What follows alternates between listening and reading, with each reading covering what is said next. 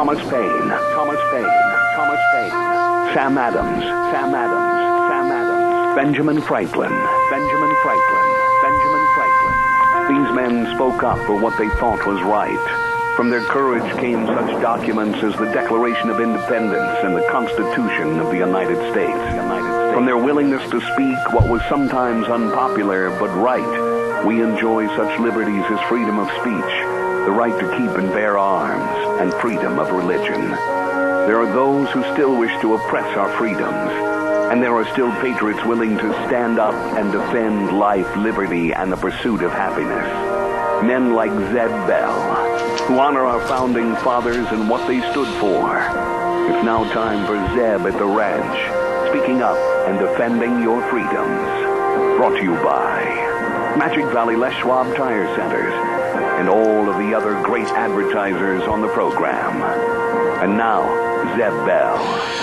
This story is a tribute to my old friend, Clown Randy Munns from down in Utah. Police emergency operator answers the phone and says, "Hello, police." The caller says, "Help, help, there are two women fighting over me." The police operator says, "What's wrong with that?" The caller said, "The fat, ugly one's winning." Good morning, everybody. Here comes Kate Smith, and God bless America. On a Monday, June 2, Zeb at the Ranch.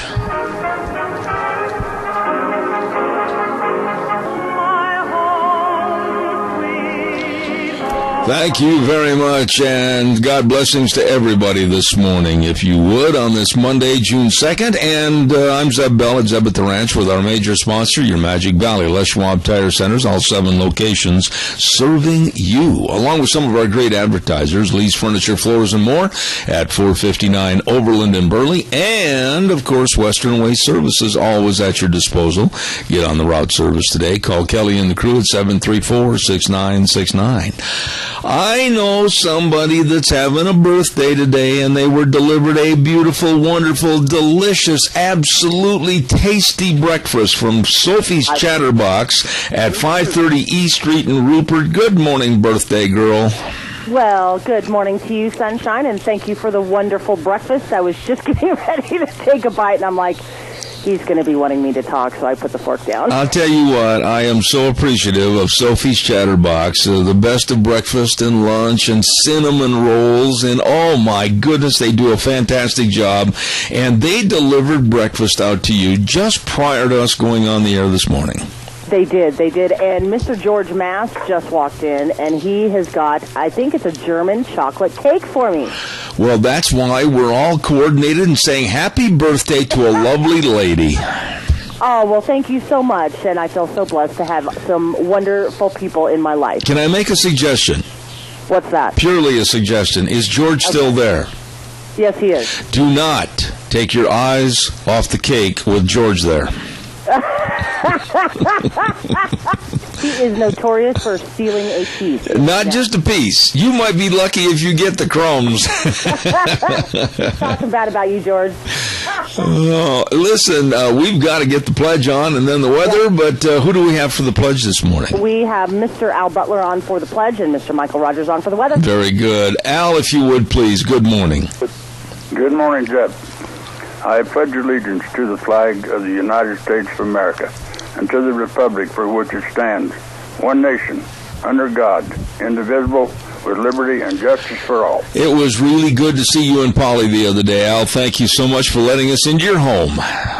Yeah, well, I'm going to go make a trip over to Gina and give her a spanking. Oh, my goodness. Look out, Al. Here he comes. Oh, my. Well, listen, have a great day, okay? Bye-bye. Thank you. Happy birthday to Gina. And right now, let's go to the weather. MichaelRogersWeather.com. Good morning, Michael. Good morning. It's going to be sunny and boring all the way through the week. The only chance for any kind of weather action will possibly be on Tuesday, right around supper time, where you got a chance of a thunderstorm, slight chance that is. Otherwise, temperatures in the 80s all the way till Sunday. There you go. All right, Michael, RogersWeather.com. Thank you very much, Michael. And, of course, we want to also say thank you to Daryl's Cleaners, 1223 Albion Avenue in Burley. And they've got prepaid gift cards. You ought to check these out because that's a great gift to give somebody.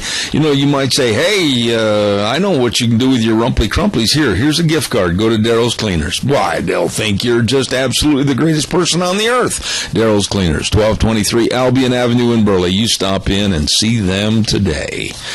Also, real fast, I want to mention we have been blessed to have SafeLink Internet in our home, and thank God for them. I really do, because, man, they are the fastest, the best. They've been around for 16 years. They offer fast, reliable Internet, and they've got a great track record to prove they are the best. Call them at 677-8000, 677-8000, Idaho's number one choice. SafeLink Internet, you get a hold of them today. We got a lot of things to talk about today, and first and foremost, before we get really serious, I want to acknowledge again Sophie's Chatterbox.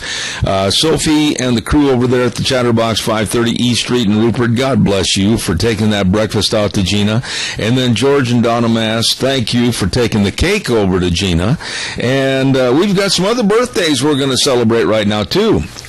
We want to mention that Keith Cottom is having a birthday today, and also we want to acknowledge this man's not having a birthday today, but I met him the other day, nice man, and that's Adam Mascaro. Thank you, Adam. It was nice to visit with you the other day, and, of course, Gina with her birthday. So those are the folks that we want to pay tribute to on a very special June 2nd. Congratulations.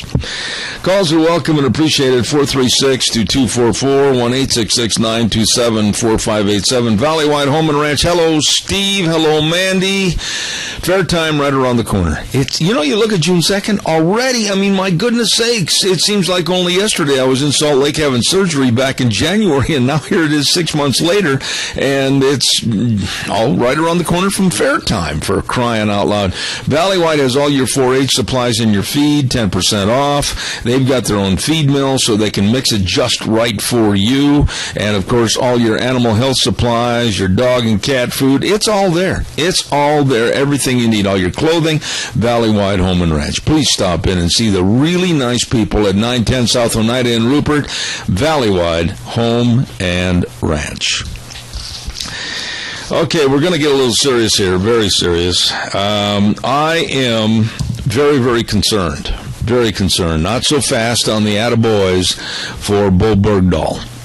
Now, I know that I'm running a risk here of alienating a large portion of the audience, but I have to be an honest journalist when I look at this problem this morning and say that there's a lot of holes in the screen door for Bowe Bergdahl and the circumstances that involved his leaving his base, and also the circumstances that are involved with the Obama administration in his return from captivity, quote-unquote, from the Taliban.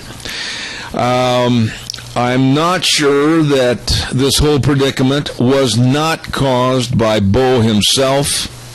And I know that there are people out there that are going to be very embittered against me for bringing this up. But the stories are out there. The stories are coming in from Newsmax, from the Daily Caller, Washington, D.C. news bureaus. My lovely bride started this morning early at about 4:30 checking, and the wires are red pistol hot about Bowe Bergdahl and why Obama superseded Congress and let loose 5 of the worst vermin, and that's what they are, from Guantanamo Bay to possibly rejoin their ranks of terrorists and come back after us. And then the comments by Bowe Bergdahl, the dad, and the whole atmosphere that surrounds this. I'm going to ask you, the audience, to comment on your thoughts. I have in my hand, again thanks to Deanne for all of her hard work, a litany of comments that were coming in from North Carolina, some that came in from Texas, some that came in from Wisconsin, some that came in from all over the United States in regards to what their thoughts were about Bowe Bergdahl in the situation with the releasing of very deadly, dangerous Taliban members, Al-Qaeda members, back into their groups. But what are your thoughts? Calls are coming in. Good morning, caller. You're on the air. Yes, good morning, Seb. This is a great deal for the terrorists. These guys are going to go back as heroes, and there'll be more of these terrorist recruits willing to sign up for them.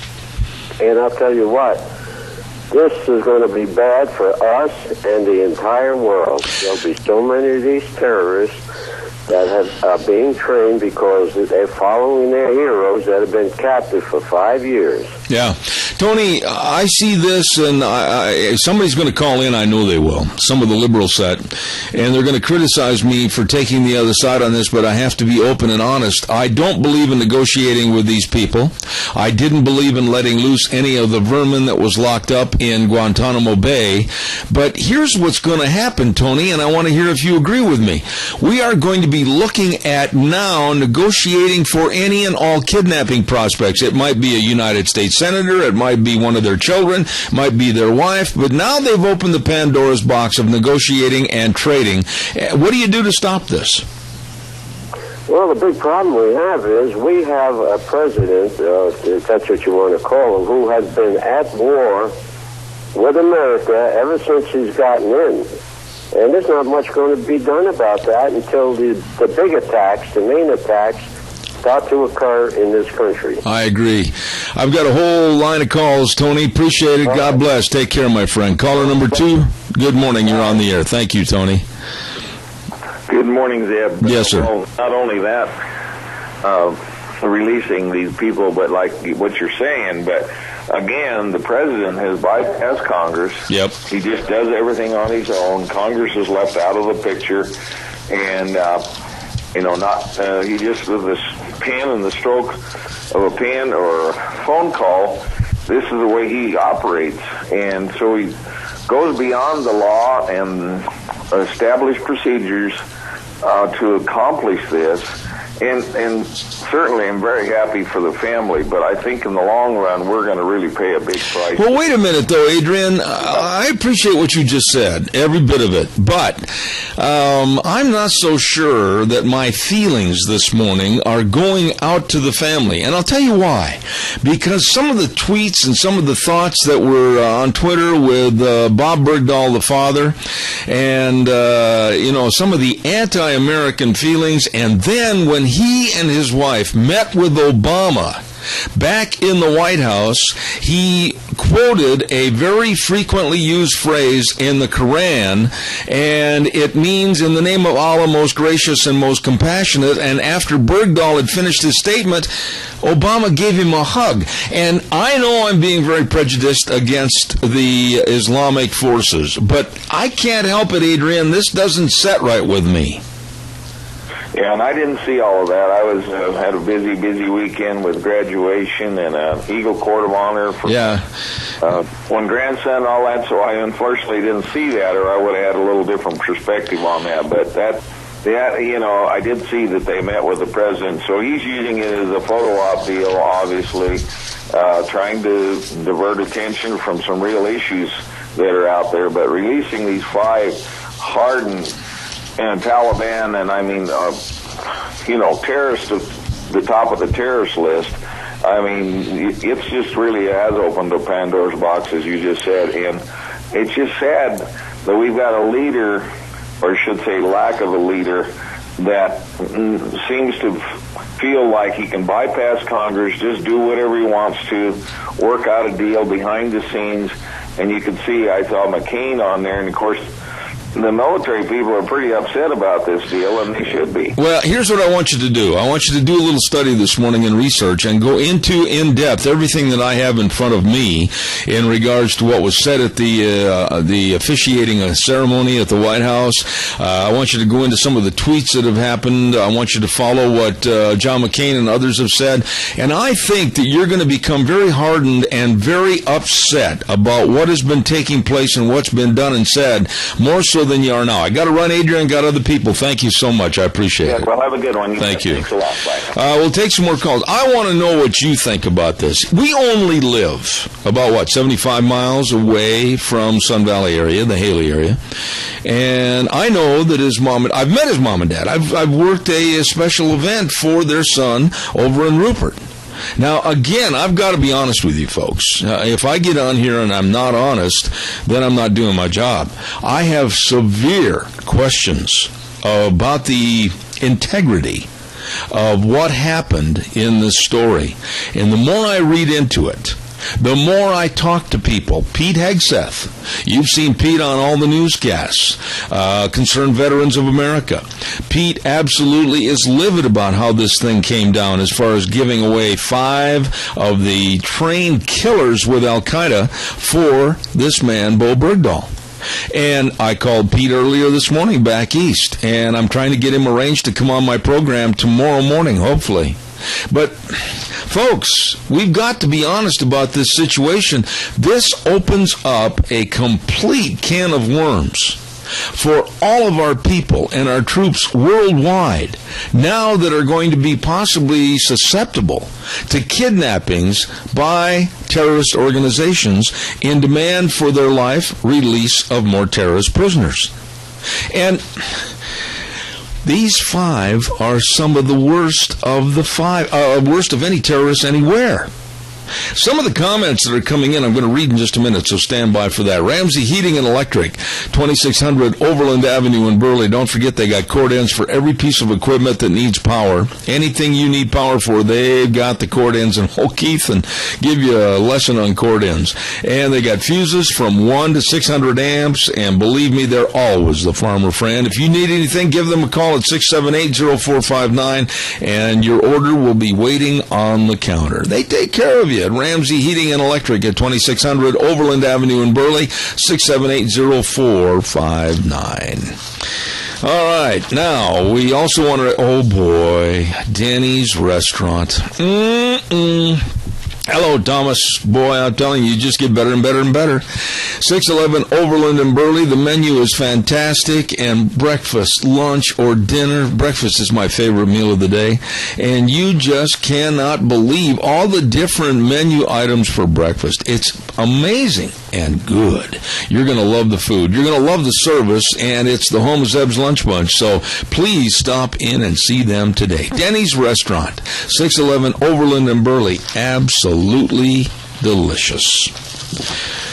What are your thoughts? This is a situation that could endanger all Americans anywhere around the globe. Jim D. of Indian Trail, North Carolina writes this morning, okay, people, listen up. Leaving your post in time of war is called desertion. The penalty for desertion in wartime is a firing squad. So now we have a deserter repatriated, and I'm sure that the liberals will just love this. And on the other hand, we have a band of Muslim brothers free to kill again. And this one is from Nick, from, doesn't say the name of the town. Obama will brag about the life he saved and be silent about the lives these 5 Muslims will now take. This is a scary situation. And I do have a question I want to throw out there again for more thought. But, you know, we've got a Marine in Mexico that literally took a wrong turn and ended up in Mexico, called 911 and said, I think I got a problem. He did. And he's been in prison now for 2 months. We also have Pastor Abedini over in Iran that was guilty of doing nothing more than trying to build an orphanage to help younger children.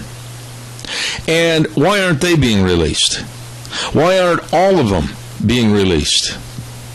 But we gave for Bowe Bergdahl 5 very dangerous, hardened killers, some of which literally slit the throats of their victims in front of family members. Why? And if you're not going to speak out on this, it worries me, because we need to be asking questions about this situation, this story. We need to be asking questions about the patriotism that's involved or not involved here. And we need to find out why Obama literally superseded Congress which is a federal law to go through Congress and have them notified before prisoners are transferred. There's a lot of questions here, folks. We can't hide this under the rug. Give me a call. 436-2244, 1-866-927-4587. Want to remind you that Father's Day is coming up right around the corner. Mad River Laser at 700 South Oneida and Rupert, 436-2293. Listen to this. All the buck knives for Dad. If you buy one, you get 10% off and free laser engraving, like putting their name on the blades and everything. Oh, wow. Nicole and the crew can engrave most anything, imprinting on T-shirts or sweatshirts and...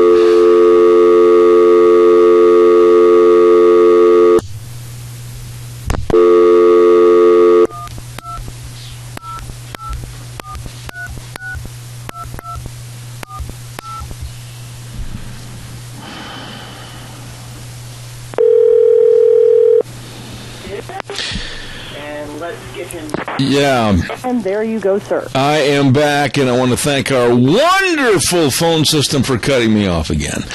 As I was saying before being rudely interrupted, Mad River Laser at 700 South Oneida and Rupert, oh my goodness, they can make anything nice for Daddy's Day. Once again, don't forget those buck knives for Dad.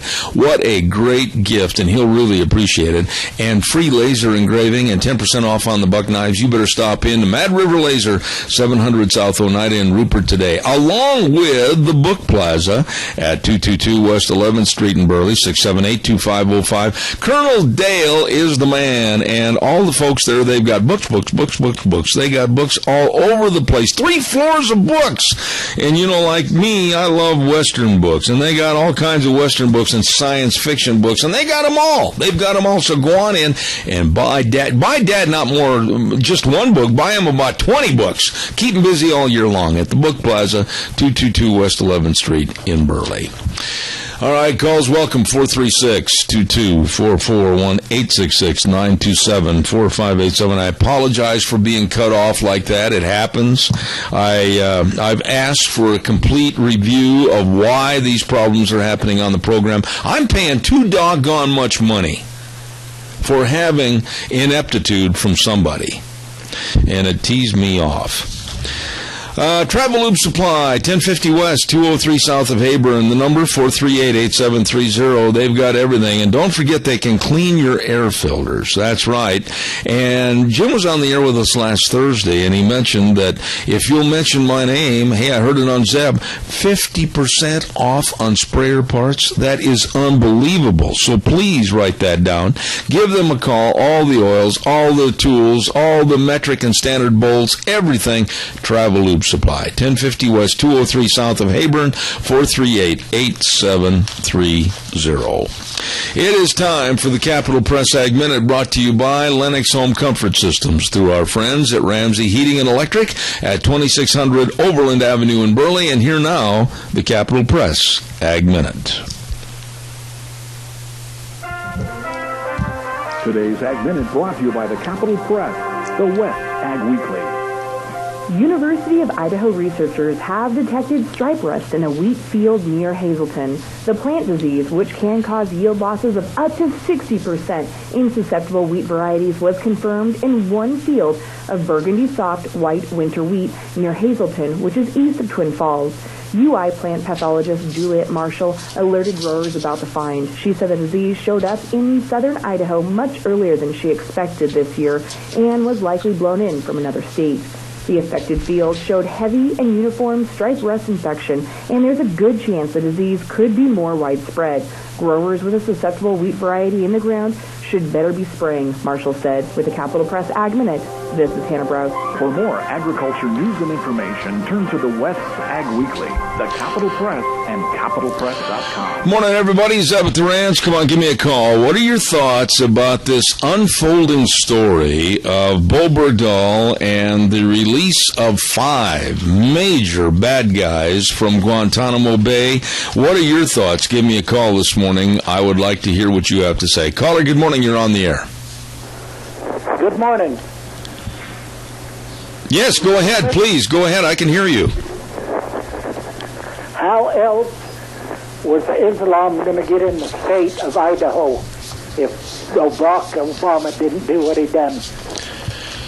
Well, I mean, it's not a new thing. I mean, it's here in the state of Idaho. It's in every state. I mean, Dell, that's not a novelty, if you will. I mean, it's in every state across the United States right now. It's just that the way this happened and what his father had said at that White House meeting, it leaves me with a chilling feeling.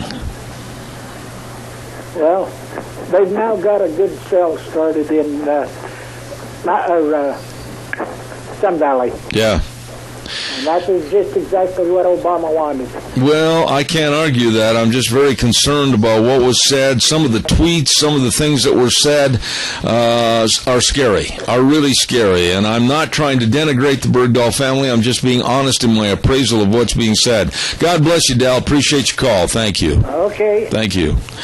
One of the tweets that came out 3 days before his son's exchange for the Taliban terrorists, Bowe Bergdahl posted and later deleted the following that I'm going to read. Once again, I want to mention to you that he posted and later deleted this tweet. It is from Bowe Bergdahl. It says, Al-Balki, I am still working to free all Guantanamo prisoners. God will repay for the death of every Afghan child. Amen. You know, I'm really, really concerned about what's going on here.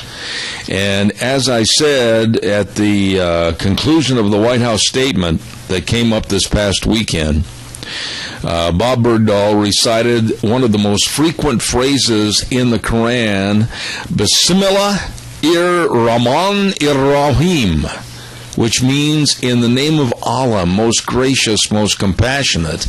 And after he had finished saying this, Obama gave him a hug. What are your thoughts? Don't sit there and just not say anything. I mean, we're talking about an Idaho citizen. We're talking about something that could open up an absolute problem for our military and for private citizens anywhere around the globe right now this morning. Because now the door is open. We have started negotiating with terrorists and giving them what they want. Whether there was even talk about giving them cash, giving them equipment, but we gave them back 5 of the very worst killers out of Guantanamo. Please, you've got to speak up on this and let me know your thoughts. While I'm waiting for your call, I'm going to do this, and I know you'll be calling in. Four Paws Bed and Bath, we're going to have them on the air later on this week, too. We're going to be talking about the Kids Canine Camp coming up on June 14th from 10 to 4. Cost is $45 for a child and half price for the second child in the same family, but you got to register by June 9th, and this is going to be a great, great deal for the kids on how to groom your dog, obedience classes for the dogs, not the kids, games, lunch, lots of hands-on type training, and all kinds of fun things at Four Paws Bed and Bath. 370 West, 200 south of Rupert. That's coming up. Kids Canine Camp, June 14th. Don't miss it. Pardon my cough. Getting a little bit of a cold here this morning or something. Calls welcome, 436-2244, 1-866-927-4587. Caller, good morning. You're on the air. Good morning, Zeb. Hey, Kill, man. I owe you an apology before we get started. I tried to call you this weekend, and I lost your doggone cell phone number, and so I'm glad you called in. Give me a call after the program. I need to visit with you, okay? All right. That's all right. Tell me, what are your thoughts about this situation? Well, number one, this is another thing that Obama has done that tells me he is for the Muslims. He is a Muslim, he is for the Muslim, and he's pushing the Muslim way of life. I know that for a fact. This is just one more step that he's done. It was illegal again. What the heck are our congressmen and everybody doing back there and letting him just run amok? Here's the thing that is really scary. Today, he's also going to be coming out and giving a speech on the changes on our energy program and how he wants us to put more money, lots more money, into green energy with wind and solar. And we are going to be seeing the decimation of the coal industry. 40% of our grid depends upon the coal industry, and he wants to whitewash it and get rid of it. So now he supersedes Congress over this deal with Bergdahl's release and doesn't tell anybody in Congress. I'm telling you, I'm very, very concerned about a dictatorship-type attitude and personality that this man is showing for the next 2 years. Well, the thing is, what's our Justice Department? Well, I'm not going to go there, the Justice Department. But our Congress and stuff like that, this guy is doing whatever he dang well pleases. We've got a lot of people out there that have taken an oath to protect this country against all enemies, foreign and domestic, and they're letting him just go. Sorry, people, this isn't cutting it. Somebody back there with authority, somebody with the backbone needs to stand up and kick this guy in the butt. Well, Kilt, man, here's a couple of things I'd like to mention. Many of the troops that were with Bergdahl over in the Middle East, and his former squad leader, Greg Leatherman, and others, including Sergeant Matt Vierkant, said that Bowe Bergdahl, here's a quote. Here is a quote from a sergeant that was with his platoon. They said Bowe Bergdahl deserted during a time of war, and his fellow Americans lost their lives searching for him. How do you respond to that? Well, we got him back in the country. Let's stand him up and shoot him. I think he's got to go through, naturally, all the different procedural type things as far as reintroduction into the United States, debriefing, and everything else. But many on this sheet that I have right here in my hand are calling for him to end up in Leavenworth for what he did. And it's not just me, Kilt Man. I'm just repeating and saying what literally thousands in the news media are saying this morning about Bowe Bergdahl and the circumstances of how he was released, why he was released. There's a lot of upset people this morning. Okay, let's go back and follow the frame of what this presidency has done. Whenever the president has screwed up, or whenever he has done something, or they're getting close to him or something like that, they try to divert our attention to something else. Right. Okay? Right.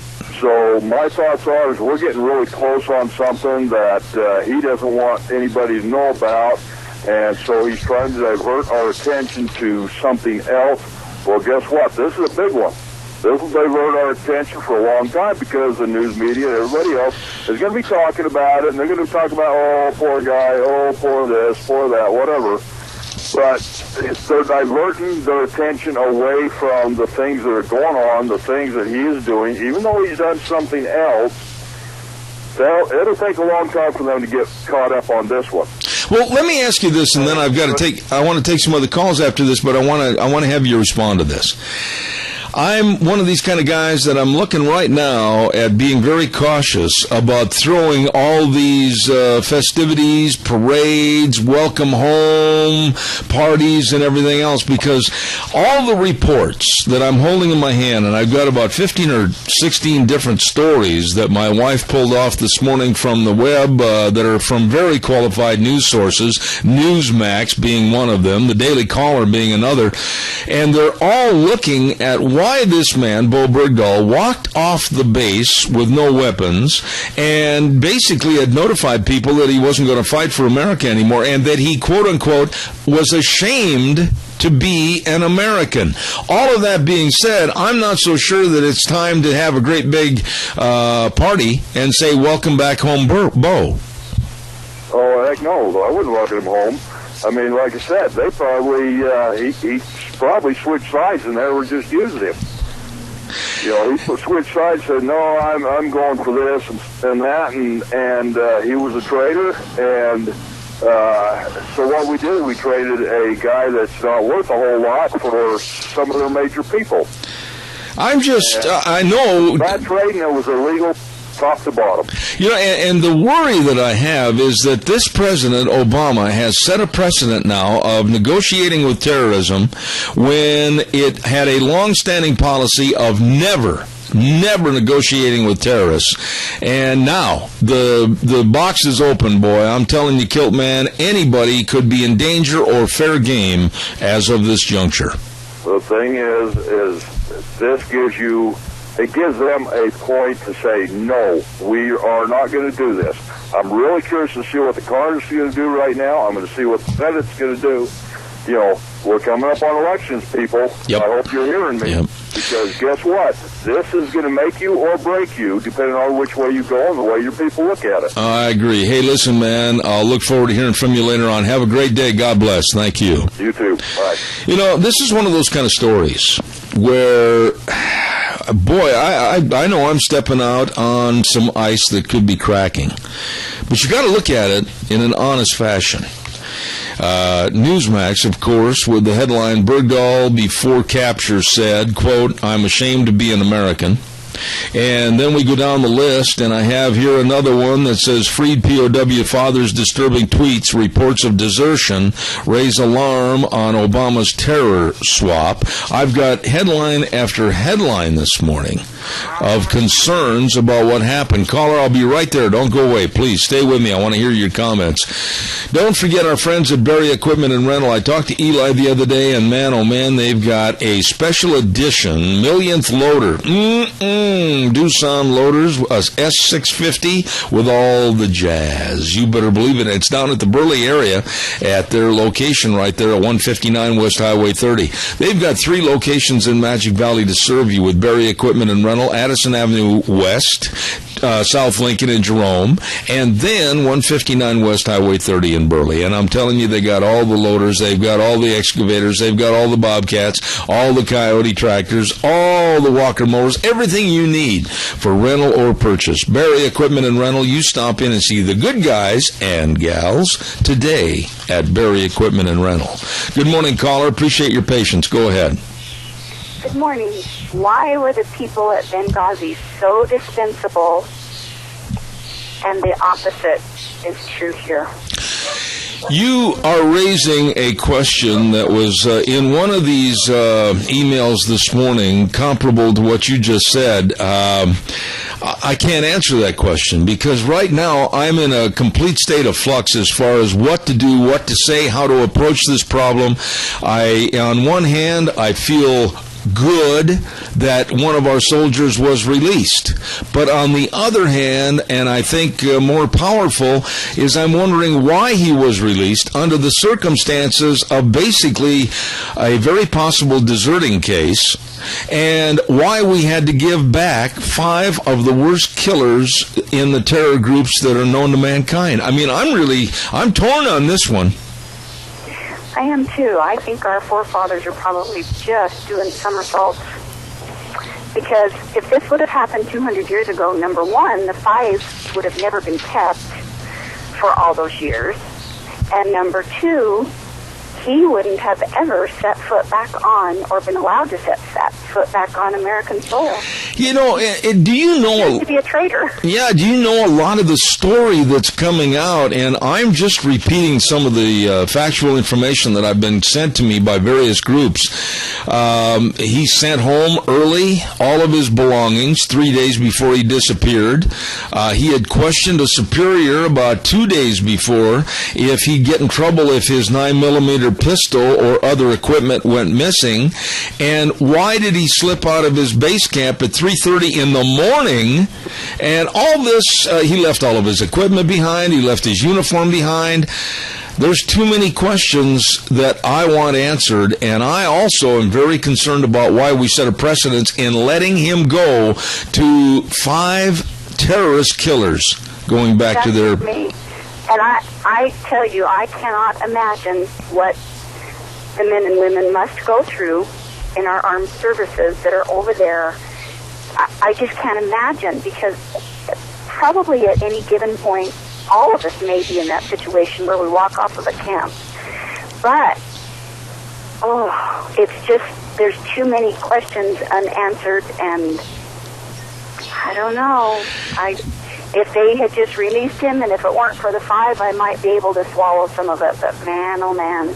Yeah, but okay, let's look at the basics of the whole problem. Number one, this young man evidently had a hatred for the service, had a hatred for America for some reason, and all of the facts of his departure from the base camp lead to a fact that he just didn't want to be a part of the American military anymore, and basically deserted. That's the only word that we can use.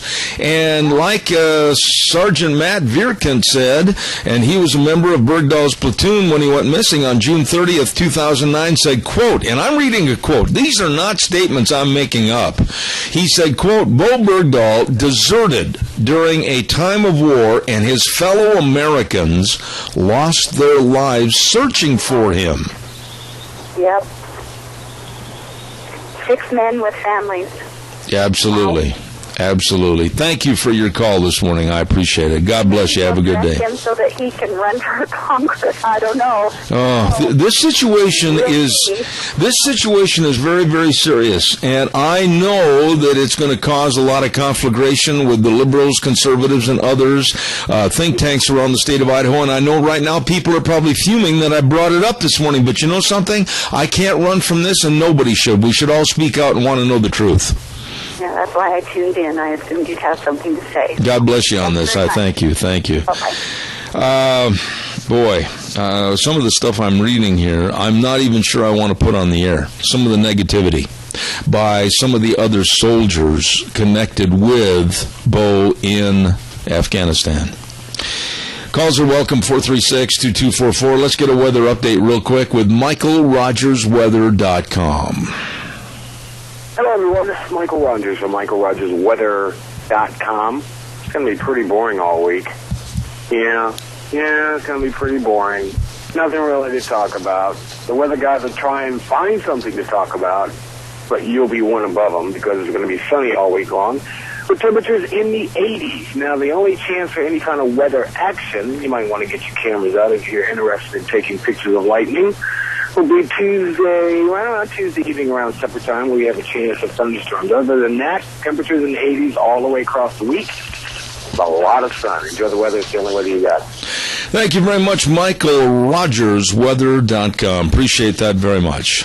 Calls are welcome, and I appreciate the nerve that you have shown by calling and speaking out about this. 436-2244, 1-866-927-4587. Lieutenant Colonel Alan West noted that there is, quote, no precedent for the Taliban detaining American soldiers. Quote, our troops are brutally, ritually, and savagely murdered, to include American security contractors, not held for 5 years.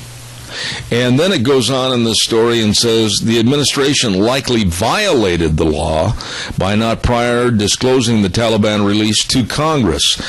I am going to be putting a call in to Simpson and Crapo and Risch after this program because I want to find out their thoughts on this. Lawmakers were not notified of the Guantanamo detainees transfer until after it occurred. Now, the law requires the Defense Secretary to notify relevant congressional committees at least 30 days before making any transfers of prisoners, to explain the reason and to provide assurances that those released would not be in a position to re-engage in activities that could threaten the United States or its interests. That did not happen. Calls are welcome. Please give me a call, 436-2244, 1-866-927-4587. Let's not forget, too, again, our friends at Lennox Home Comfort Systems. Yes, sirree. All of this with our friends at Ramsey Heating and Electric.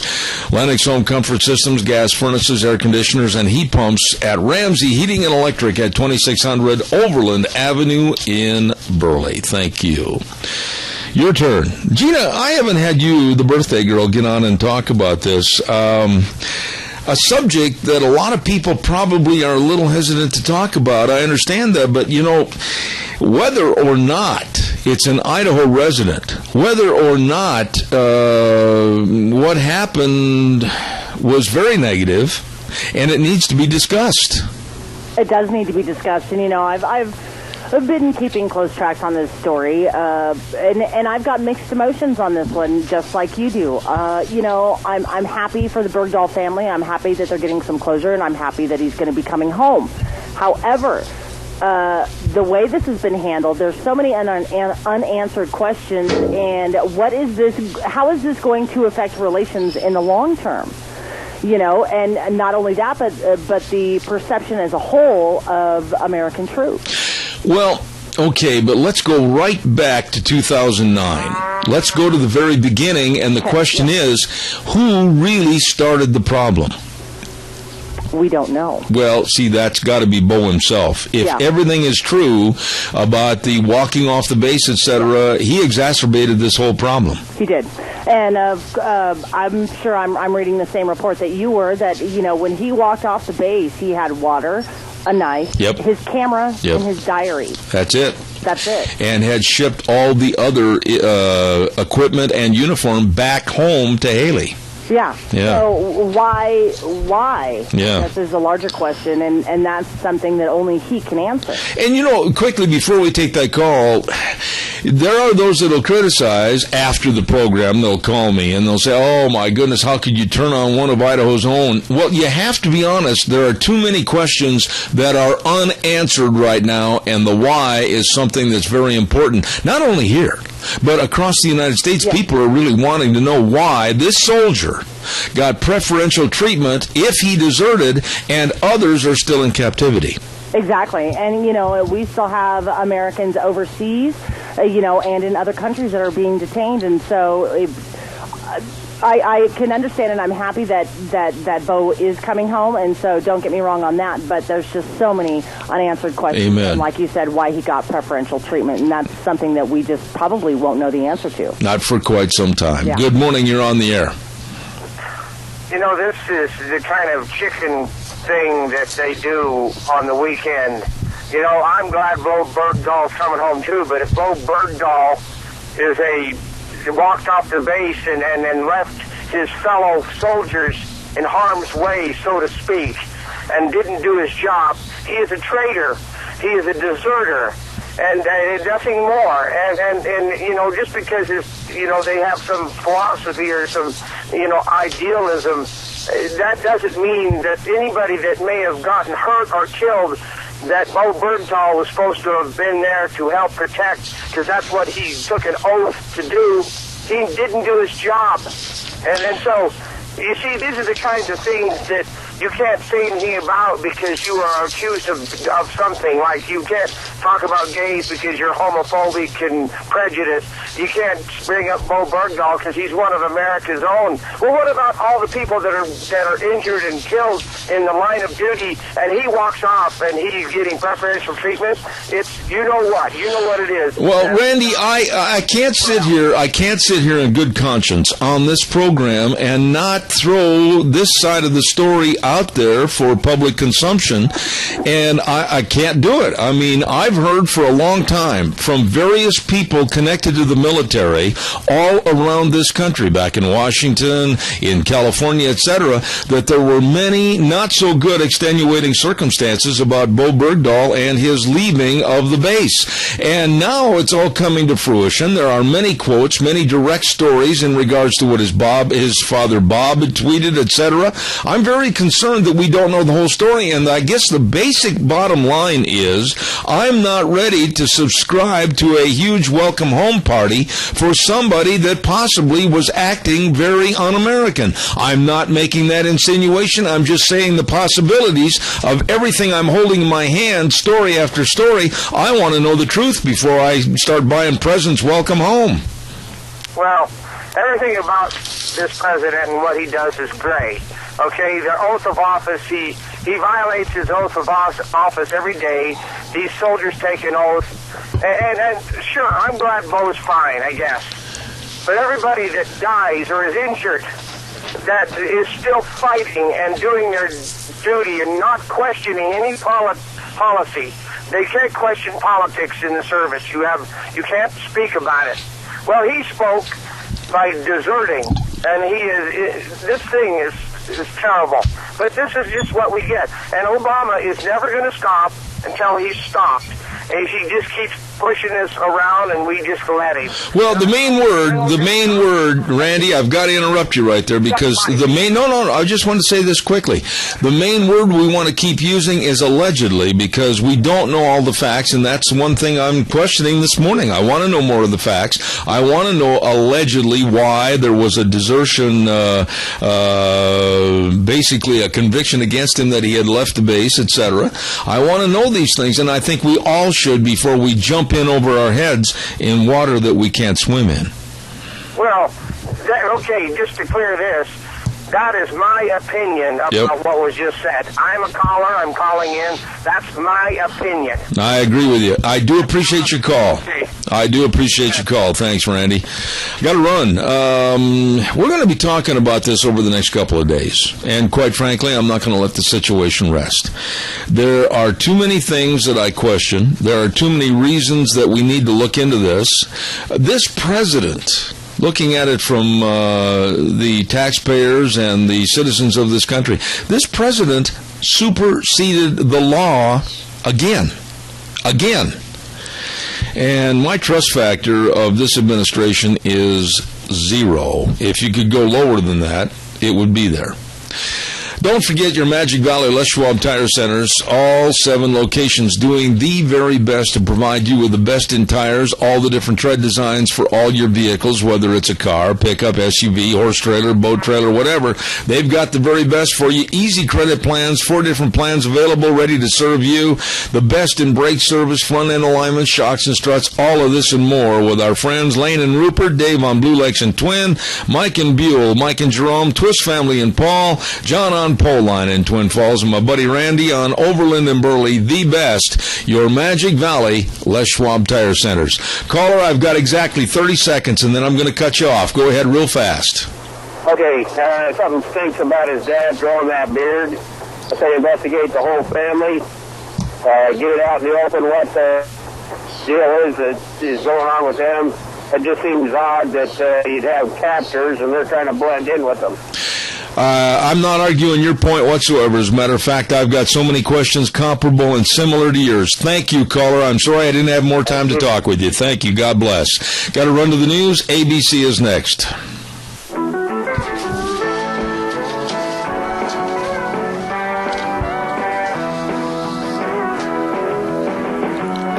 Oh, good morning and welcome back. Zeb at the Ranch. I'm Zeb Bell. Good morning. And, of course, we're brought to you by our major sponsor, your Magic Valley Les Schwab Tire Centers, all 7 locations serving you, along with some of our great advertisers, including Lee's Furniture, Floors, and more at 459 Overland and Burley, and our friends at Western Waste Services. From the canyons of the Snake River and all across southern Idaho, we're all at your disposal. Western Waste Services, we care about our community, our resources, and this great land. Western Waste Services is lending a hand, always at your disposal. Western Waste Services. There you go, Western Waste Services, and boy, with the warmer summer temperatures, and there's going to be reunions and family gatherings, and there's going to be all kinds of office get-togethers outside, picnics. You better make sure the summer rental of restrooms, standalone, hand wash stations, they've got them all the porta potties. At Western Waste Services, always at your disposal. Get on the route service, have your garbage picked up every week. We love their service, always at your disposal. Those are the key words for Western Waste Services. Call them at 734-6969. Excuse me. Had a little cough, won't go away, but everybody's Everybody's been getting a flu or a little cough or something the last couple of days. Hope everybody's feeling okay this morning. Vicky's Country Gardens, don't forget, Gardening for Idiots, a little show segment that we start every Thursday at 9:12 right here on Zeb at the Ranch, and it's a lot of fun with Vicky, Miss Vicky at Vicky's Country Gardens.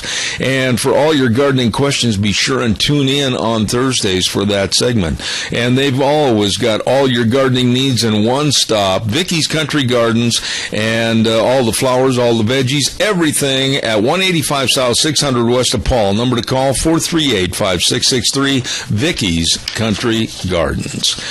And before we go to our guest on the phone line, I want to also remind you about our dear friends at Hanson Mortuary at 710 6th Street in Rupert. Now, the number to remember, put this on the refrigerator, please. This is extremely important, 436-5636. They have very, very flexible hours, and they know that a lot of you folks can't be driving in from rural areas to visit with them. They can come to you. That's right. They can travel to rural towns and churches to help serve you with all the arrangements when there's the passing of a loved one. So please, give them a call today at 436-5636. Hanson Mortuary, 710 6th Street in Rupert. Very nice people. And right now I'm going to let him do some talking while I try to stop my cough this morning. And that, of course, is my dear friend from Golden, Colorado, Frosty Woldridge. Good morning, sir. How are you? Well, good morning, Zeb, and happy springtime. Summer's coming fast. It's nice to have some warm weather here in the Rocky Mountains at 8,000 feet. Frosty, you are a man that follows a lot of different stories, writes about a lot of different stories and items, and I want to get your take, and if you haven't followed this story, just let me know and we'll go on to something else.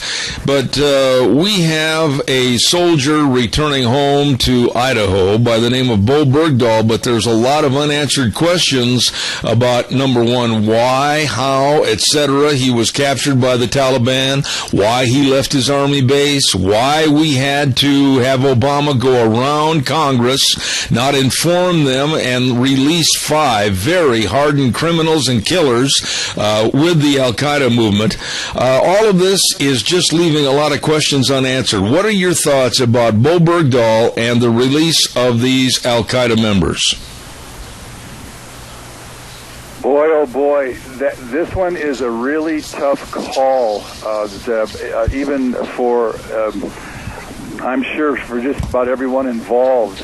You've got, and I've followed the story. I've also, I want everyone, if you have a chance, go to newswithviews.com or Freedom's Phoenix today or Liberty News Online or beforeitsnews.com, where I did a piece on the Snowden interview.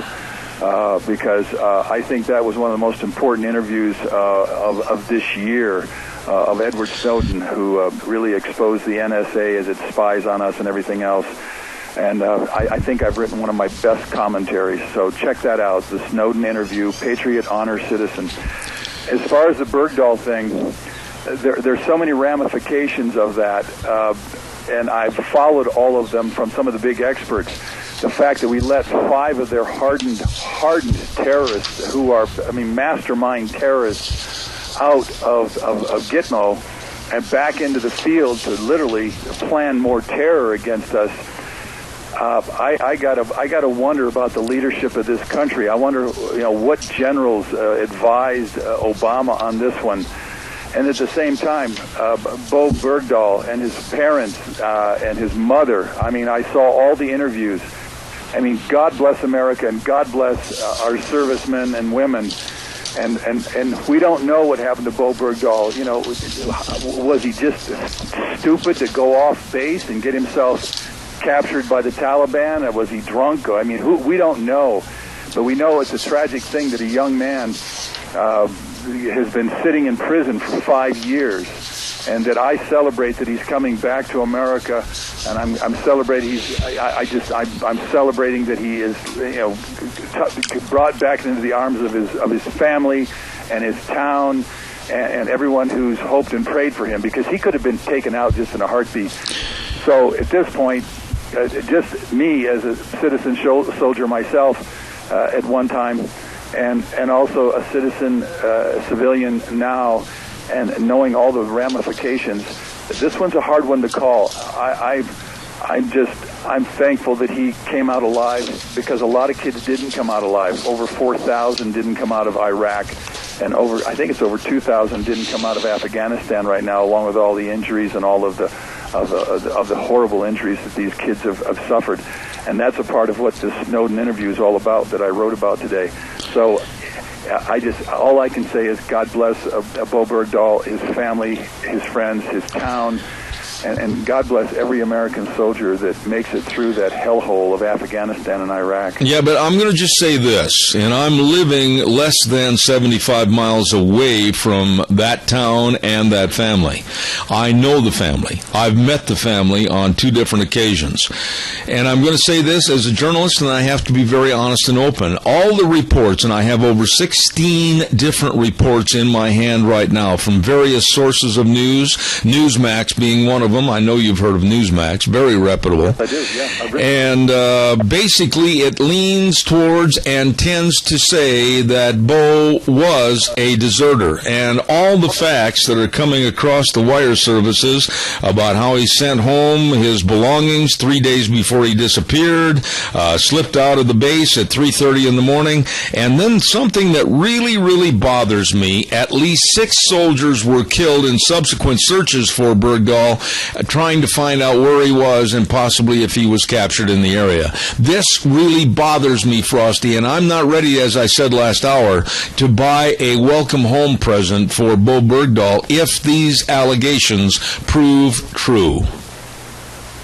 Wow, you have just blown my mind. I have not, and you know me, I go and I search the internet and I search for all the factual understandings. I did not know this information. But you notice that I said, was he drunk and just wandered off base? So he was really drunk and stupid if he did that. When you're in a war zone, you're 24/7. You have got to be smart. You've got to be alert. You're trained as a soldier to be completely on guard at all times.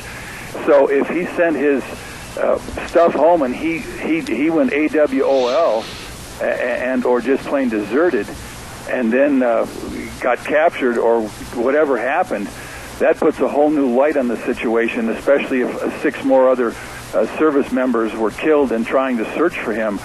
That means that whatever goes on with this thing, that man has to live with his own conscience, and he has to figure out his own life at some point. But you've just astounded me with that information. Well, let me read this quote to you. And you being one of my dearest friends, I know you'll give me your response as a writer and then also as a former serviceman to the United States. Richard Grinnell, a former U.S. spokesman to the United Nations and partner with Capital Media Partners, told Newsmax the last couple of days that numerous soldiers who served with Bowe reached out to him to express their anger with the decision. That decision being that he was going to leave the base. Quote, I have spoken with several of Bowe Bergdahl's platoon mates, and they are united in their view that Bowe walked away from them and that many lives were risked and some lost in looking for a guy who willingly left the team, unquote. I'm speechless. Well, I'm not about to sit here on a radio program that I own, and like I said earlier, I'm not about to give any information out that is going to be false. I'm going to present the facts. I have quotes here from John McCain. I have direct tweets from Bowe Bergdahl, the father, and various things that, quote, Bowe Bergdahl sent a tweet that was later canceled and erased, and it says, I am still working to free all Guantanamo prisoners. God will repay for the death of every Afghan child. I mean, there seems to be a strong affiliation with Afghanistan and the Al-Qaeda. I'm just not going to, like I said, buy a present of welcome home until I find out the facts, Frosty. Well, as journalists, we have to come at this in an equitable, benign way, without prejudice, and without any literally pre-prejudice or any kind of a slant. because that would mean you wouldn't be you wouldn't be the journalist that you are. You have to gather the facts. You have to absolutely present that. This is really changed. This means this whole thing is going to be a whole lot more complicated and convoluted than anyone understands or appreciates, especially when his Army buddies start coming up and saying, hey, this guy walked off the base, he deserted the U.S. Army, he deserted his country, he deserted his flag, and he deserted his oath to serve the American, the U.S. Constitution. Wow, this has taken me for a loop. Well, Pete Hegseth is a friend of mine, and you've probably seen Pete on television. He's the head of Concerned Veterans for America. And Pete said over the past weekend that the trading of the Taliban, or the Al-Qaeda, I should say, members, these 5 killers, is setting a very dangerous precedence. And he also, during one of the interviews this weekend, used the term of desertion and Bowe Bergdahl as a deserter. And these are not allegations that someone would take lightly in the news media. And that's why I'm saying there's a lot of people, including quotes from some of the people that he served with over in Afghanistan, that are very upset, and they want to get to the bottom of this thing, and they don't think that giving him a welcome home party is appropriate.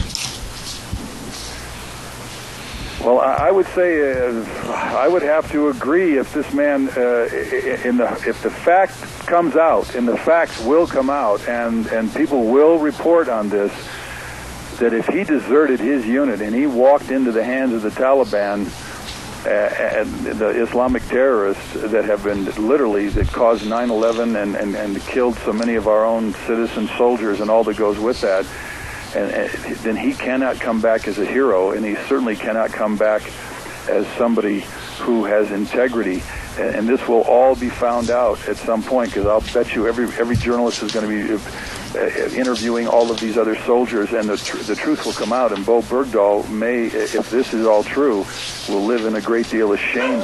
He may even be court-martialed by the U.S. Army for desertion at some point. So this is, wow, you sure put me in a tailspin this morning. Well, I didn't mean to throw this at you like ice cubes, but I just honestly feel that we have to be very honest about this situation. 5 killers, and here's what these guys did, some of these guys that were released. These Al-Qaeda members had literally, in front of a video camera, had taken some of their victims, the husbands, in front of the wives and the families, had slit the throats of their victims just purely for their own gratification. These are the type of vermin that were released back into terrorist ranks for the exchange. And we have set a precedence now. And Frosty, no matter where you look on this issue, no matter what the facts are, we've set a precedence. No American today, anywhere, whether it's in the military or whether it's in the private sector, is safe from these terrorists. They can kidnap, and now the cat's out of the bag. Are we going to negotiate with each and every one of them? Well, the Islamic Muslim terrorists that are in the UK and that sliced up that one soldier right in front of everybody on the streets of England, unbelievable. There's no question this opened up a whole new dynamic where these Islamic terrorists, and ladies and gentlemen, Islamic terrorists are sociopaths. I mean, they are amoral. They have no absolute respect for anything other than their own little deal. And there's no question that we just released 5 of these sociopaths back into their ability to come do all sorts of harm to Americans worldwide. Oh man, this is Barack Obama. He's the man that's got his finger on the power in the White House right now, and there's I don't even know what to say. This is unbelievable. Well, I will say this, and you'll be on next Monday. We'll have more facts and figures about this story. But I said last hour, and I'll stand behind this. If all things point to complete innocence, then, of course, this program will be the first to say, you know what, we're glad that he's been exonerated and everything is A-OK, and we'll be the first to apologize for bringing up this side of the story. But when you have so many people and so many news organizations coming out with basically the same stories and the same quotations, you've got to look at it, Frosty, and study really what the problem is. Okay, well, and in fairness to you and all your listeners, and God bless every one of you, and God bless all of us. I'm gonna do some due diligence, and let me come back with a little more understanding next week, and we can hopefully discuss this with a clearer eye and a clearer understanding of what exactly happened. Because within this next 7 days, there's going to be a lot of facts come out on what Bowe Bergdahl did or didn't do, and what he is or isn't. So I'll be able to. I'll study up. I'll do my homework. Well, here's what I'd like to do. I'm going to try to stay in my office most of the day and get a whole bunch of paperwork done. And I would like to have you either call me or I'll call you after the program, probably before noon or shortly after lunch, and find out what you've checked on and everything. Because I think that this story bears a person like yourself with your writing abilities and the contacts that you have. I think it bears that you have the scrutiny and understanding of the story more so than other people. Well, thank you. Yes, I will call you around noon, and let's lay some groundwork here, because boy, we are living in very confused times. When you look at the Snowden interview, as I said and John Kerry may not like this, and I don't care, because what the Congress is doing right now and the kind of things that the NSA are doing to the American people and literally usurping our constitutional rights, and the same Congress is not enforcing our laws, and the things that are going on in the White House, it is very disturbing that we have gone so far down this path of constitutional, simply disobeying the Constitution and taking away the rights of American citizens and taking away states' rights. And I'll stand up. We need to stand up against the tyranny of government. That's why Jefferson and Washington and Franklin and John Adams and all the rest of them put those words and put those amendments into the U.S. Constitution, because in the end, I think it was George Washington said, the government is a force. It doesn't have tolerance. It doesn't care about it. It's a force, and we as citizens must rein in the force of the government, especially when it's turned on us, the citizens. Real quick, and I've only got 2 minutes left, so I'm going to have a short answer on this. And I also wanted to take time this morning, but we ran out of time, in regards to one issue that we talk about every week, and that's illegal immigration. Frosty, real quick, both sides of the aisle, I am disgusted, I'm dismayed, and I'm absolutely appalled as to the lack of concern for what's right for America from both the Democrats and the Republicans on possible immigration reform. Give me a short answer real quick. Well, again, we're losing. The U.S. Congress is not being honest with the American people. We're losing the rule of law as it applies to 20 million illegal alien migrants that have been working and operating in our country, and the corporation heads, whether it's Marriott or McDonald's, are all giving a free pass to break the law, and so that's what's continuing. And it almost makes you completely speechless that our government has really sunk to the lawlessness, and that we, the American citizens, have become the victims of our own Congress and our own president. And that's what's going on today in the United States of America. Absolutely. Frosty, I'll be looking forward to hearing from you later on today. Give me a call, please. Frosty Woldridge, Golden, Colorado, my dear friend. God's blessings, and look forward to our conversation. Thank you so much. Thank you, Zeb. Godspeed, my friend. Thank you very much. Frosty Woldridge in Denver, Golden, Colorado. Nice man.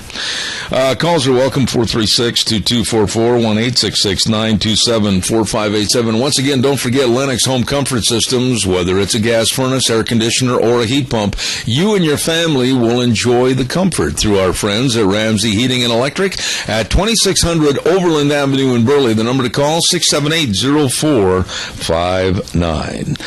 And don't forget, Father's Day is around the corner. I'll guarantee you there's a lot of good people that are celebrating Father's Day, like the Goodie Shop, 133 West Main in Burley. Number to call, 647-0106. You can treat Dad to a goodie basket. Build your own or select one that's already done, and they've got special Father's Day mugs. They can be filled with candy kisses and brownie treats. everything. Oh, they're delicious. And don't forget, too, they can deliver to his work a salad, a sandwich, veggie cookies, and a drink. All of that to say, hey, Dad, we appreciate you. The Goodie Shop, 133 West Main in Burley.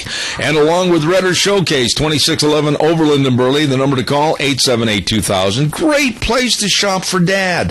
They've got recliners starting at just $3.99. Over 30 different styles to choose from. Lifetime warranty, best in the industry.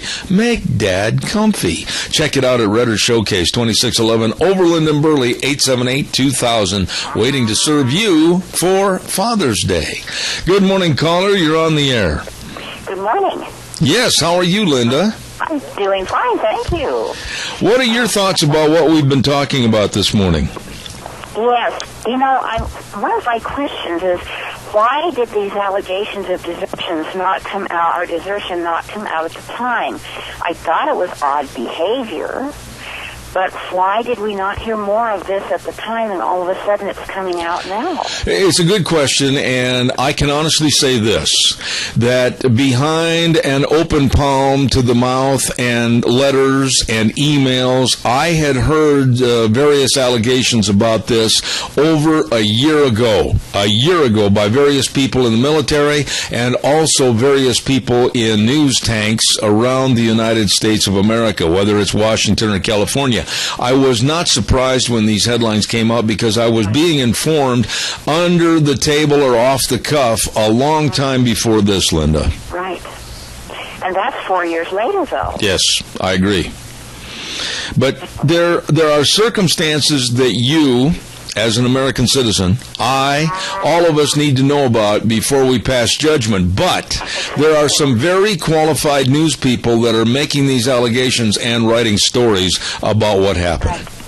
Right. The other thing is that they're saying he has to stay in Landstuhl until his health improves. Maybe he will like his country more now. Well, let's see. Didn't like it to begin with. We're going to see what happens, but there are direct quotations, and I gave you some of them, about not only the father, but also Bergdahl himself and Newsmax. My goodness, you've heard of them. They're not going to come out with something slanderous and say a quote like, I'm ashamed to be an American. That was a direct quotation that's on their headline. Yeah. So do the allegations have to be true, or they've really gone off the deep end? And I'm not about to back up and not cover it on this program. I think the American public, and especially the citizens of this state, should know. We do need to know.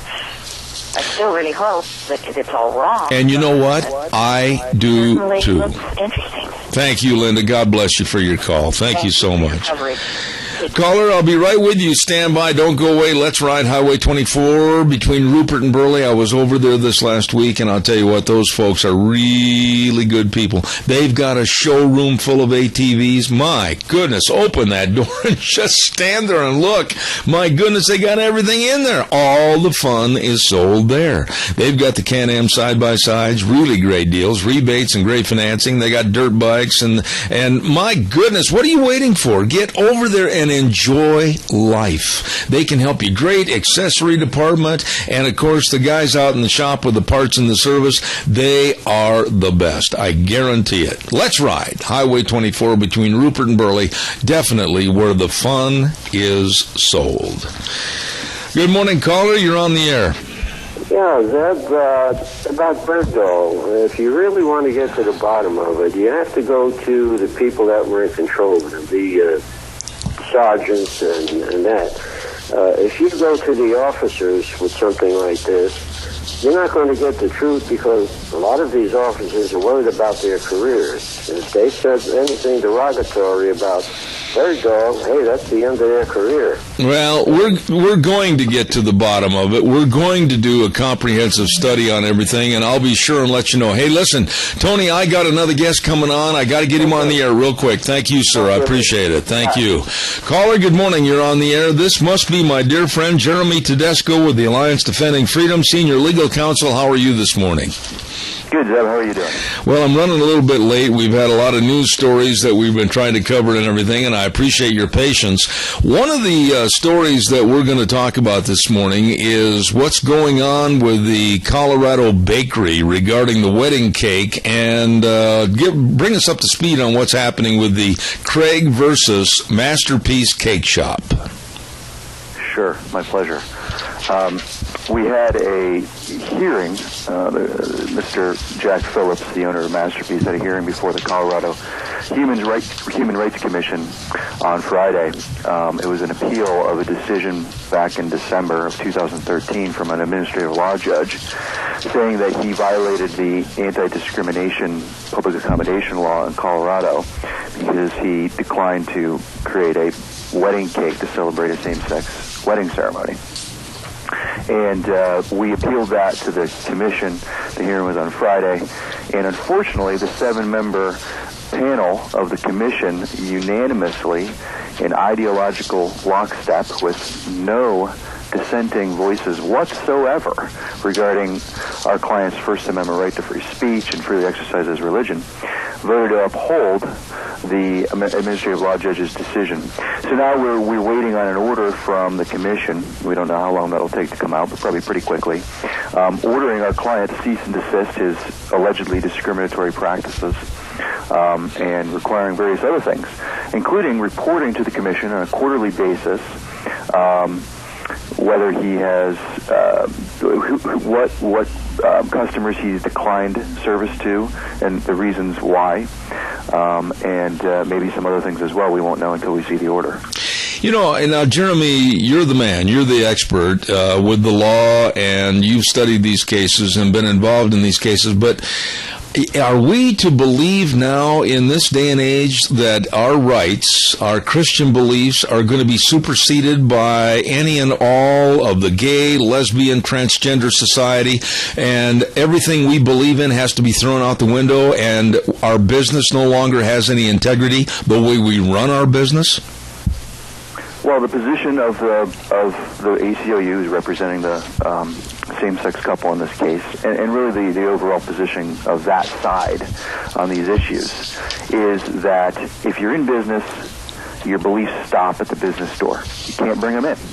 That's what they're saying on this issue. Now, don't get me wrong. If it's one of their pet issues, I'm sure they'll be the first ones to assert the First Amendment rights of their clients. But on this issue, it's comply or it's silence. It's comply or you're out of business. There's no, this town is big enough for the two of us mentality coming from the other side, and Christians really need to wake up and understand that that's the battle that's at their doorstep. There are lots of Christians in the wedding services industry, and they're gonna, if they haven't already, they're going to be getting the knock on their door from a couple like this who has every intention of suing them if they say, sorry, my religious convictions prohibit me from celebrating something that's not marriage. And I'm sorry, but here's a list of 5-6 other people who could provide these services with no problem. And in this case, this Colorado cake case, the same-sex couple went and got a free cake from somebody else, rainbow themed, everything they wanted, and so they weren't deprived of the services they wanted. And in the same time, our client Jack Phillips has a right to his First Amendment expression, and ultimately to not be compelled by the government to express something that violates his core religious convictions. Well, Mr. Phillips, as I understand the story, now tell me if I'm wrong, he said, no, I can't do that. It's against my Christian beliefs. Basically, I'm giving a synopsis of what was said, but he said, I can make you another cake, or I can direct you to another baker. So basically, he was trying to be amenable and helpful, but yet still not sacrifice his convictions. But they just wanted to bully him into submission. Is that a good appraisal or not? Correct. He didn't tell these folks, I don't do anything. I don't sell anything to gay people. He didn't say that. He said, I'll make you anything you want, cakes, brownies, this, that, the other thing. But I can't do wedding cakes for same-sex couples. And the bottom line for him is he's not going to make a cake that celebrates any union that is not a marriage. And you have to remember that in Colorado, well, there is no same-sex marriage in Colorado, interestingly enough. This was an out-of-state wedding that they were coming to Colorado to celebrate. Mm-hmm. Number two, there's civil unions in Colorado. Civil unions are not marriage, but they mimic marriage. Our client, Jack, would not create a cake to celebrate a civil union either, because his belief is God ordained marriage between man and woman, not civil unions, not same-sex unions, marriage between a man and a woman. So the importance of that is to understand that in the civil union context, civil unions are open to opposite sex and same-sex couples. He would decline to make a cake for a civil union regardless of the sexual orientation of the couple. And so to say that his policy and his beliefs target homosexuals is completely wrong. Mm-hmm. And as you pointed out, rightly so, and the commission just didn't care about this on Friday whatsoever. He said, I can do a lot of other things for you. It's just, in this context, the message that's being expressed by these cakes that I make, custom cakes that I make for wedding ceremonies, it has to be something that's consistent with my beliefs that marriage is between a man and a woman. And so I don't want to be compelled to create these cakes that celebrate something other than marriage. Jeremy, while we have time, I want to get into two other stories quickly. One, of course, about a Minnesota school, to allow Bible verse and graduation speech. Bring us up to speed on this story, if you would, please. Sure. Our client in that case is a young lady named Genesis Feliciano. Great name. She was offered, as all students at the school were offered, an opportunity to speak at graduation. If the students wanted to, they were just to respond back and say, yeah, I would like to, and then they were given a short, like 30 seconds to a minute speech opportunity. She wrote a speech and included a Bible verse that she wanted to include, and the school said, sorry, this is a public school graduation ceremony. No Bible verses can be read at all. And so we sent a letter to the school district, told them that is completely false. As far as the First Amendment is concerned, she's got a First Amendment right to free speech in the graduation context, and it violates her rights to deny her the right to engage in religious expression in that context. Everybody in the audience knows that the student speakers are speaking their own views, beliefs. It's their speech. It's not the school's speech. And so there are no Establishment Clause concerns or whatever it is the school was concerned about. The good news on this one is the school, as soon as they received their letter, a few days later, sent us a response and said, we're going to allow her to give the speech exactly the way she wants it. She can include the Bible verse, and so that was resolved. And the school should be commended for doing the right thing. Our schools, and this is where I'm really confused, Jeremy, after all of these stories from across the United States, whether it's New Hampshire, whether it's California, Wisconsin, or Texas, you would think that school administrators, school officials, school boards would understand the parameters much better, and there wouldn't be all these problems. You're right, and that's not happening, as this case shows. But I will say for the schools, the graduation context is confusing. It is confusing only because the case law in this area is kind of all over the place. Which jurisdiction you live in, you may have a very different view from the appellate court that sits over your school, your particular state, than maybe another jurisdiction. And so the law is kind of non-uniform. There's a lot of different opinions out there, some saying it can't happen, some saying it can't, and the Supreme Court has not really clearly spoke on this. Now, our view is that the principles clearly apply. The students have a First Amendment right to engage in religious speech at school in many contexts, including at the graduation ceremony. And so when you have a situation where a school like this one sets up an opportunity for students to speak, they're selected on a neutral basis, they're in charge of the content of what they're saying. Even if they have some school oversight, they're the ones deciding what they're going to say and writing their own speech. They're there to celebrate their time at the school and to encourage their students, their friends and classmates, from a basis of their belief system. And so, when those kind of things are going on, the First Amendment applies. And it really takes a complete misunderstanding of the Establishment Clause and the idea of separation of church and state to say religion has to be excluded and eradicated from these kind of public school ceremonies. It's simply not true. Mm-hmm. Last story I wanted you to comment on this morning, and I appreciate your expertise in explaining these. The Texas School District refuses to display an ad at football games on the Jumbotron regarding a Jesus tattoo ad. Tell us about that. Yeah, this is an interesting case. The Lubbock Independent School District has a jumbotron, as you said, at their high school football stadium. It's a really beautiful facility, state of the art. It's kind of intended to mimic the college setting you see in a lot of big colleges. So they've just invested millions of dollars in this thing, and it's really nice.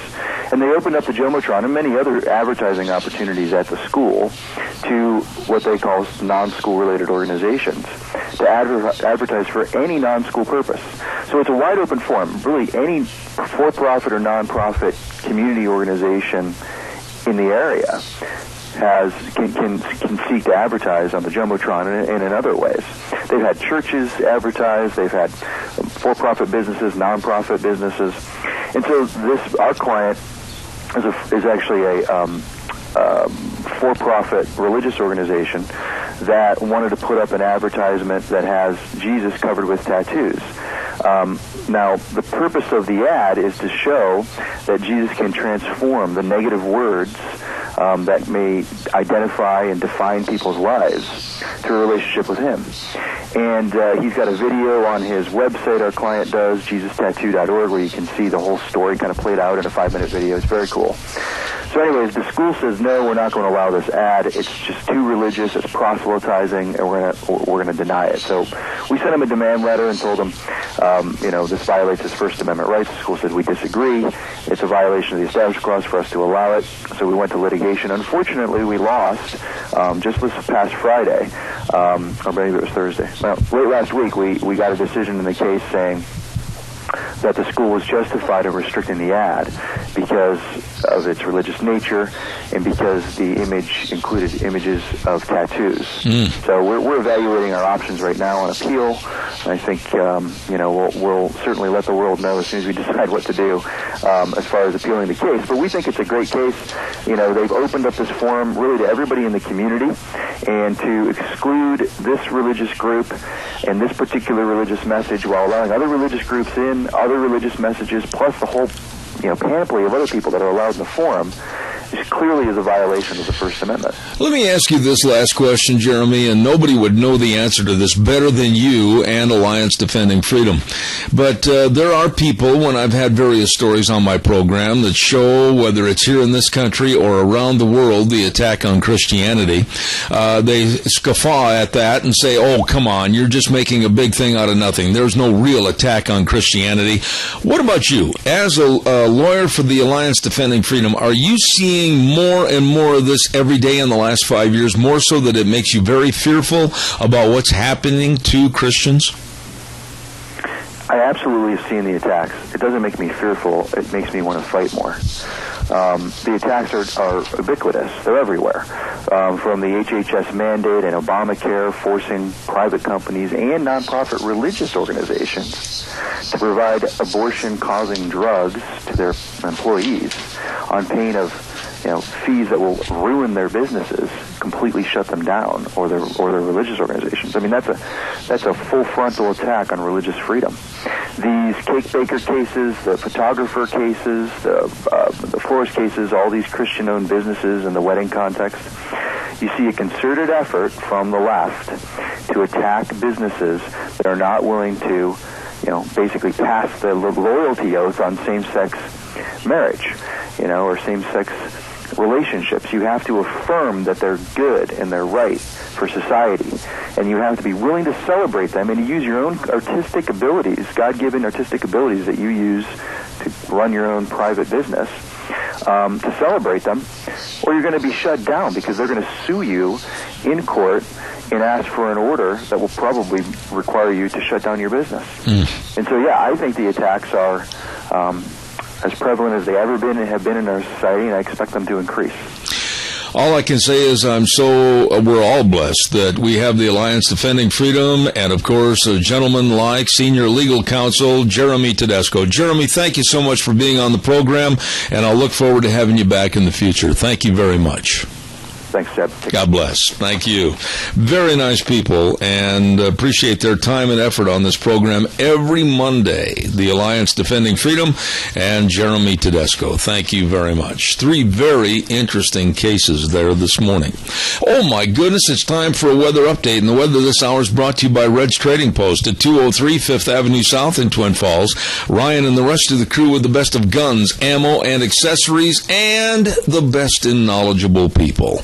You'd better believe it. Stop into Red's Trading Post. Nice location, plenty of parking, very accessible. Red's Trading Post, 203 5th Avenue South in Twin Falls. And here now, Michael Rogers Weather. Hello, everyone. Michael Rogers from MichaelRogersWeather.com. It's going to be pretty boring all week. Yeah, it's going to be pretty boring. Nothing really to talk about.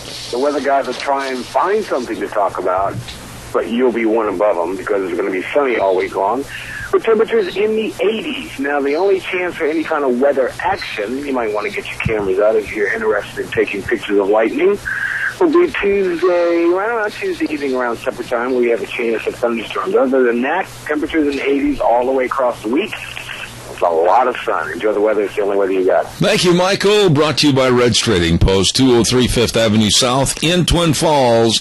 The best of guns, ammo, and accessories. Oh, my. We're going to talk to somebody really special in just a moment, so stay tuned. Don't forget, need a dining room set? Oh, my goodness. Get the family all together.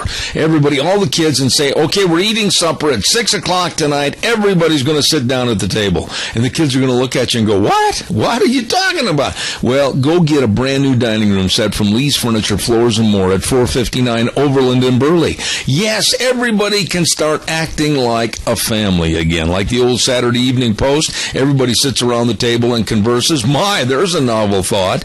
And don't forget, too, they've got all your carpeting. Oh, my goodness, all the different carpeting for your home. Whether it's for your beautification and comfort of the home, they've got everything for you at Lee's Furniture, Floors and More, 459 Overland in Burley. You stop in and see them today. Today is a very special day because it is Gina Jameson's birthday, and we've been celebrating since early this morning. We had breakfast delivered to her from Sophie's Chatterbox, and then George Mass delivered a cake that I hope he didn't have his fingerprints in all the icing. Actually, the cake came in unmessed with. You know, and how does it feel to have all these friends really care about you on your birthday? Oh, it makes me feel so very blessed, and thank you for the wonderful breakfast, and I will be attacking the cake here shortly. And then, of course, Al came in, and he brought me some candy and a beautiful card, and so everybody, just thank you so much. Well, see, there you go. But now, as we get older, those birthdays seem to be becoming more rapid fire. Yes, they do. And so another 356 days until my next one. And so I'm good with that. But I think I look pretty good for my age, so I'm not going to complain. No, I'm not even. That would be extremely rude of me. You volunteered your age on the radio last week, and I'm not going to ask you for a repeat. But you and Deanne, you really hide your age extremely well. I have had a lot of people ask me, why don't you age, Gene? Everybody else, when they have a birthday, they look older, but you just continue to stay the same. And I just say, maybe it's in the genes. You know, you're getting old, like in the rodeo business. I remember about 5-6 years ago, and I'm not going to embarrass the guy by saying his name on the air, but he's a world's champion, and everybody knows who he is. And he walked up to me, and he looked at me, and he says, "Good gosh, Bill, you're sure getting old." And boy, that just takes the pins right out from underneath you. I have yet to have anybody say that to me, but I'm sure when it does happen, all of the wind will be taken out of my sails. I thought seriously, and I'm not trying to minimize the glorious effects of gray hair, but I thought seriously about maybe taking some of that Grecian formula. My mustache turns so white. I mean, it's as white as snow. The Grecian formula works well, and hey, you know what? I am a fan of the box color, baby. So when I start to see those gray hairs poking out, I'm like, okay, it's time for an evening of me with a bottle of wine and a box of hair color. No, I decided against. I'll tell you what, I worked hard for every one of these gray hairs, and I'm proud of them. Believe me. I'm not going to change anything. No, please don't. We love you just the way you are. Well, and I was always thinking I have a full head of hair. A lot of people I know, some people's hair turns gray, some people's hair turns loose. I know a lot of them that it's turned loose. I still have a full head of hair. And be one of the lucky ones, because I know there are quite a few people in my family who lost the hair first before it even had a chance to get gray. Really? Oh, yeah. Well, see, now my dad and his family, my grandfather and my great-grandfather, all had a full head of hair till the day they died. See, male pattern baldness runs in my family. Uh-huh. And I think my brother started going bald when he was like 17. Really? Yeah. Wow. Yeah. No football helmets or anything else. It was going to leave whether he wanted it to go out the door or not. Pretty much. He was predestined. So it left. And now he's, who is the old guy on Homer Simpson, and he had it's called the donut, where you just have the hair right around the ears and everything. Yeah. And then he did the comb over. Well, I've made my brother promise that he does not do the comb over ever. And I'm not really too concerned about it. I've got a few patches right on top that, if I stand out in the sun without a hat on, it's going to say, please go get a hat on. It's getting a little thin. It is getting, and you're more apt to sunburn, so wear a hat. Oh, yeah. Yeah. Yes. But on my birthdays I don't even want to celebrate them anymore. When is your birthday, again? October 2nd. October 2nd. Yes. Okay. I'm going to write that on the calendar. And then maybe you'll be getting something special from me in the mail. Well, I'll tell you what, I enjoy birthdays. I enjoy, when the grandkids get together and we have the cake and the ice cream and everything and all that kind of festivity. And so that's why we wanted to do something special for your birthday at the radio station. Well, you made my morning, because it's always great to start off the day with some delicious biscuits and gravy from Sophie's. What did Kennedy and James and everybody get you? Special gifts? Let's see. Well, Kennedy's with his dad this week, and James has not presented me with a gift yet. He probably will this evening, and then this evening, technically today is my birthday. Last night we had a little bit of a barbecue with some friends, and then tonight I'm going to be making my birthday dinner. I can just see what James is going to give you. Now, this is no slam against James, but he's not stupid. He's a sharp guy. I can just see him saying, what should I get Gina? Oh, gee, we're going to work on the 32 Ford next week, and I'll get her a new set of wrenches.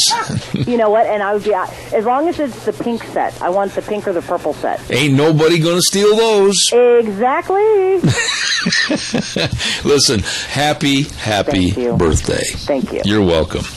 Ladies and gentlemen, I want you to remind yourself when you're looking for an insurance, needing insurance coverage, or having questions about insurance, there really is only one place to go and call, and that's Cameron and Siemens Insurance. Highway 24 in Rupert. Dean, Cameron, Todd Siemens, 436-4424. That's the number to call. Life insurance, health insurance, retirement planning, employee benefits, all of those things. You can't push them on the back burner and just kind of pretend, well, I'll do it next week. No, you got to take care of them. And Dean and Todd are very accessible and devoted to serving you. So remember the number. It's 436-4424. Cameron and Siemens Insurance, Highway 24 in Rupert. You get a hold of them today. By the way, if you are hungry, I know a great place to go for lunch, and that, of course, is the Chadwick Sports Grill. Now, in my hot little hand, I got to tell you, I had everything sorted for this morning so that it was all taken care of and organized, and for some strange reason, I lost the copy. But, what is lost is found. I just found the right one. Chadwick Sports Grill, 139 West Main in Burley. Don't forget, today they're going to have beef stroganoff with garlic toast. I love garlic toast. And super salad. This is going to be really good at the Chadwick Sports Grill, 139 West Main in Burley. the best in service, the best in a menu, and all kinds of interesting sports memorabilia up on the walls. You're going to love the Chadwick Sports Grill in Burley. Really good folks. Now, here's what's happening next hour. We're going to be talking to Chris Warren, and he is the press secretary for the Institute of Energy Research. We are in crunch time, folks, and I mean that really. The Obama administration is going to do all they can and all they will, to shut down the coal industry and basically stymie us and stop us from a possible energy grid that is going to be reliable in the future, and try to push us into more green energy with the wind and the solar, and try to kill off the coal industry. And Chris is going to be coming on at 10:06 right after the ABC News to talk about that. Then at 10:30, this lady you have seen on national news many, many times over the last couple of weeks about the VA and all the scandals of our veterans not being taken care of. I'm glad to get her back on my program again. This will be her second time, and she is a firecracker, Jessie Jane Duff. So we're looking forward to having her on the program at 10:30 this morning. Don't miss that. She is a retired Marine gunnery sergeant, and she is, like I said, a firecracker. Stay tuned. Zeb at the Ranch. I'll be back in 6.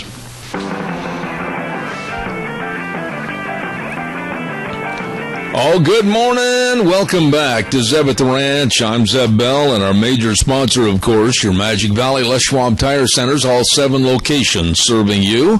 And, of course, we also want to thank some of our great advertisers like Lee's Furniture, Floors, and More at 459 Overland in Burley, and our friends at Western Waste Services, always at your disposal.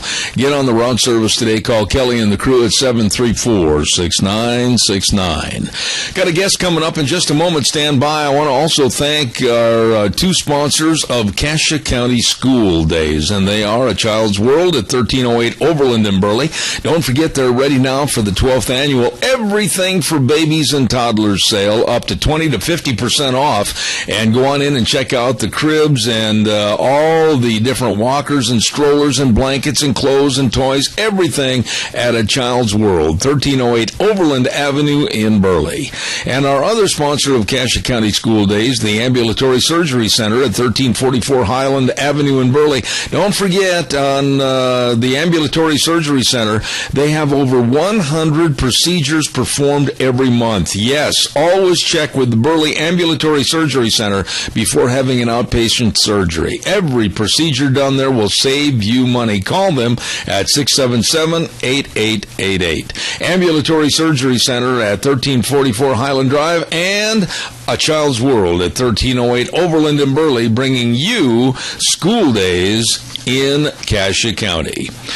Ladies and gentlemen, too, don't forget the big roping at the Jerome County Fairgrounds coming up this Wednesday night. Dave Zanino is going to be the stock producer. Always a good roping, starting at sign up at 6:30, rope at 7, Jerome County Fairgrounds.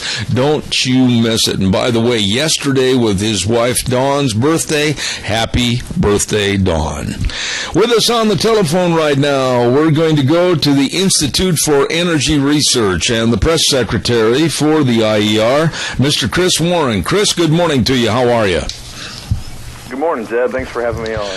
Well, it is my pleasure, especially right now this morning. We just getting word as far as what the Obama administration and the EPA, with their very unnecessary new rules and regulations regarding power plants. You're the man that has all the information. This sounds very insidious and dangerous to me. Tell us what your thoughts are. You're exactly right, and not only is it unnecessary, but it's going to be extremely expensive. What the EPA has done now is told coal-fired power plants that basically they have to cut 30% of their greenhouse gas emissions. There's no need to do this, but they're doing it anyway, and it's going to cost the American people a lot in the way of their utility bills. Okay, but in what form of cost? I mean, what are you looking at for an increase? Do you have any kind of percentage ideas? 30, 40, 50% rate increases? What are we talking about? You're basically going to see anywhere from $500 to $700 total, not just electricity costs, but added costs into the economy for most families. about $200 to $250 of that is going to be in the electricity cost increases. So it's a pretty penny. It's a lot of money.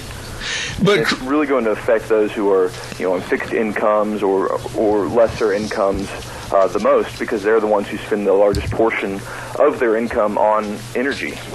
Chris, what about us? I mean, I'm 66 years old, and I would like to spend a little bit of my money on retirement and my lovely bride and kind of go and do things and enjoy. But right now, they've almost got us handcuffed to not only staying at work and staying employed, but pinching every penny so that we can pay for their frivolous stupidity. This administration with the EPA, they are bound and determined they're going to put us on green energy, frivolous, stupid wind and solar. It's not going to work. You're not going to push tractors down the field for planting the crops and harvesting the crops with a great big propeller. This is idiocy. What's going to stop these people? I can't tell exactly what's going to stop these people, but you're exactly right about that. I mean, people should be secure in their money. They should have disposable income to spend to do what they would like to go do, but the federal government's not allowing that to happen. I think basically what they're doing is regulating everything that does work and subsidize everything that doesn't work. And you pointed out wind and solar. That's a perfect example of that. What it's going to take to stop these people is higher electricity costs, and that's what we're going to get. And after that, I think we'll start to see things turn around, but no one knows right now how that's going to happen.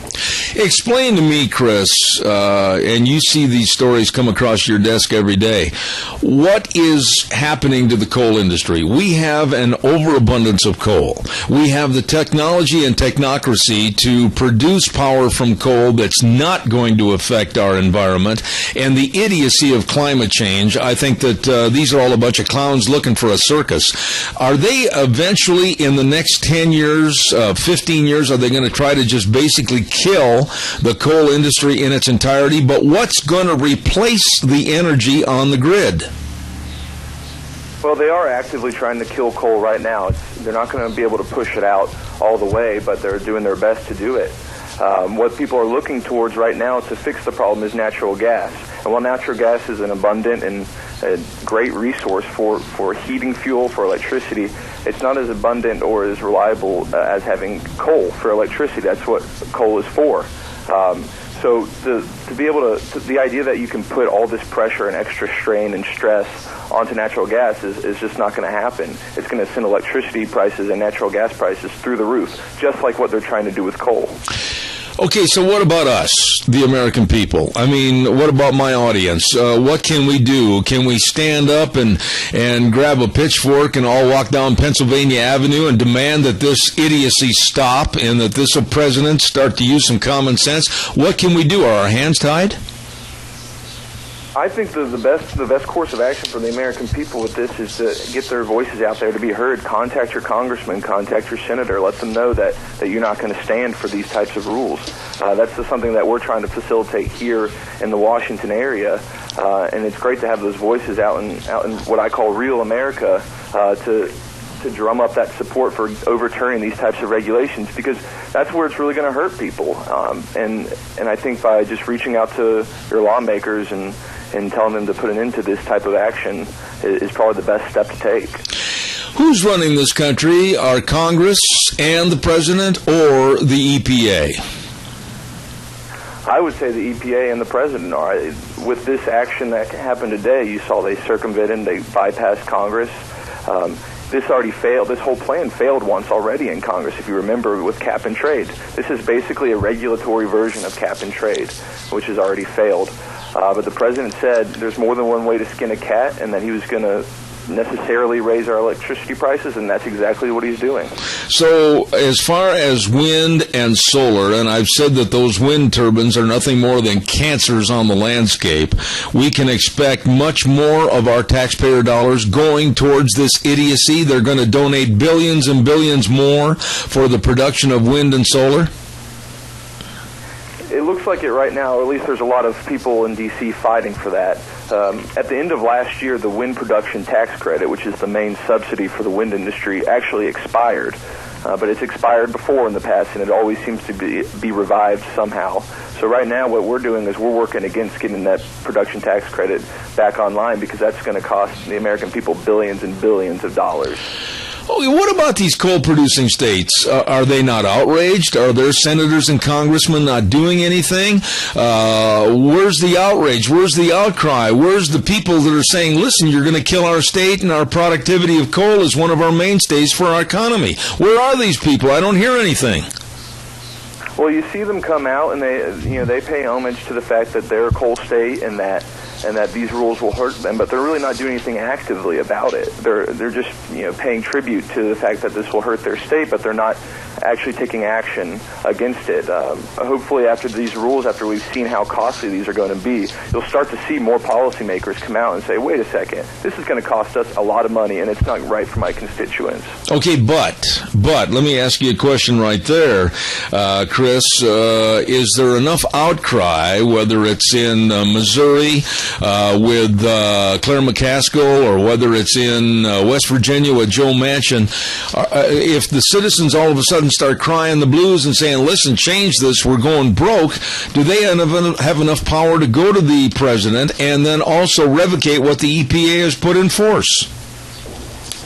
I think they can do their best to drum up some support in overturning this. I don't know to what extent exactly they will be able to. I think this is going to eventually be played out in the courts, so there's not as much that we can do about it right now. But I think just by maybe putting some of that pressure on this administration, on the EPA, letting them know that this is hurting Americans, this is hurting our electricity bills, will hopefully lead to them taking their foot off the gas for a bit.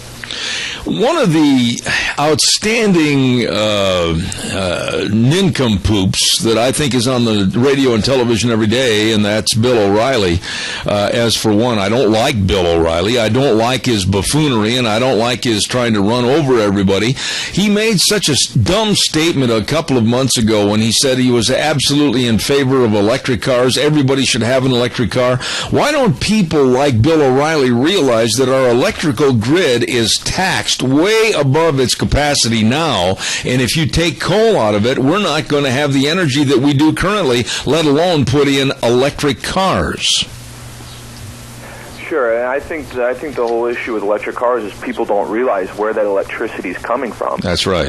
It's coming from coal, it's coming from natural gas, but everyone just sees it as a kind of a cool, futuristic car that they can drive. The fact is, electric cars, the idea behind it's been around for a long time, and just never made it. And it didn't make it for good reason. It's just not as efficient as a gasoline-powered car. So hopefully people will start to see this, especially when those electricity prices start going through the roof.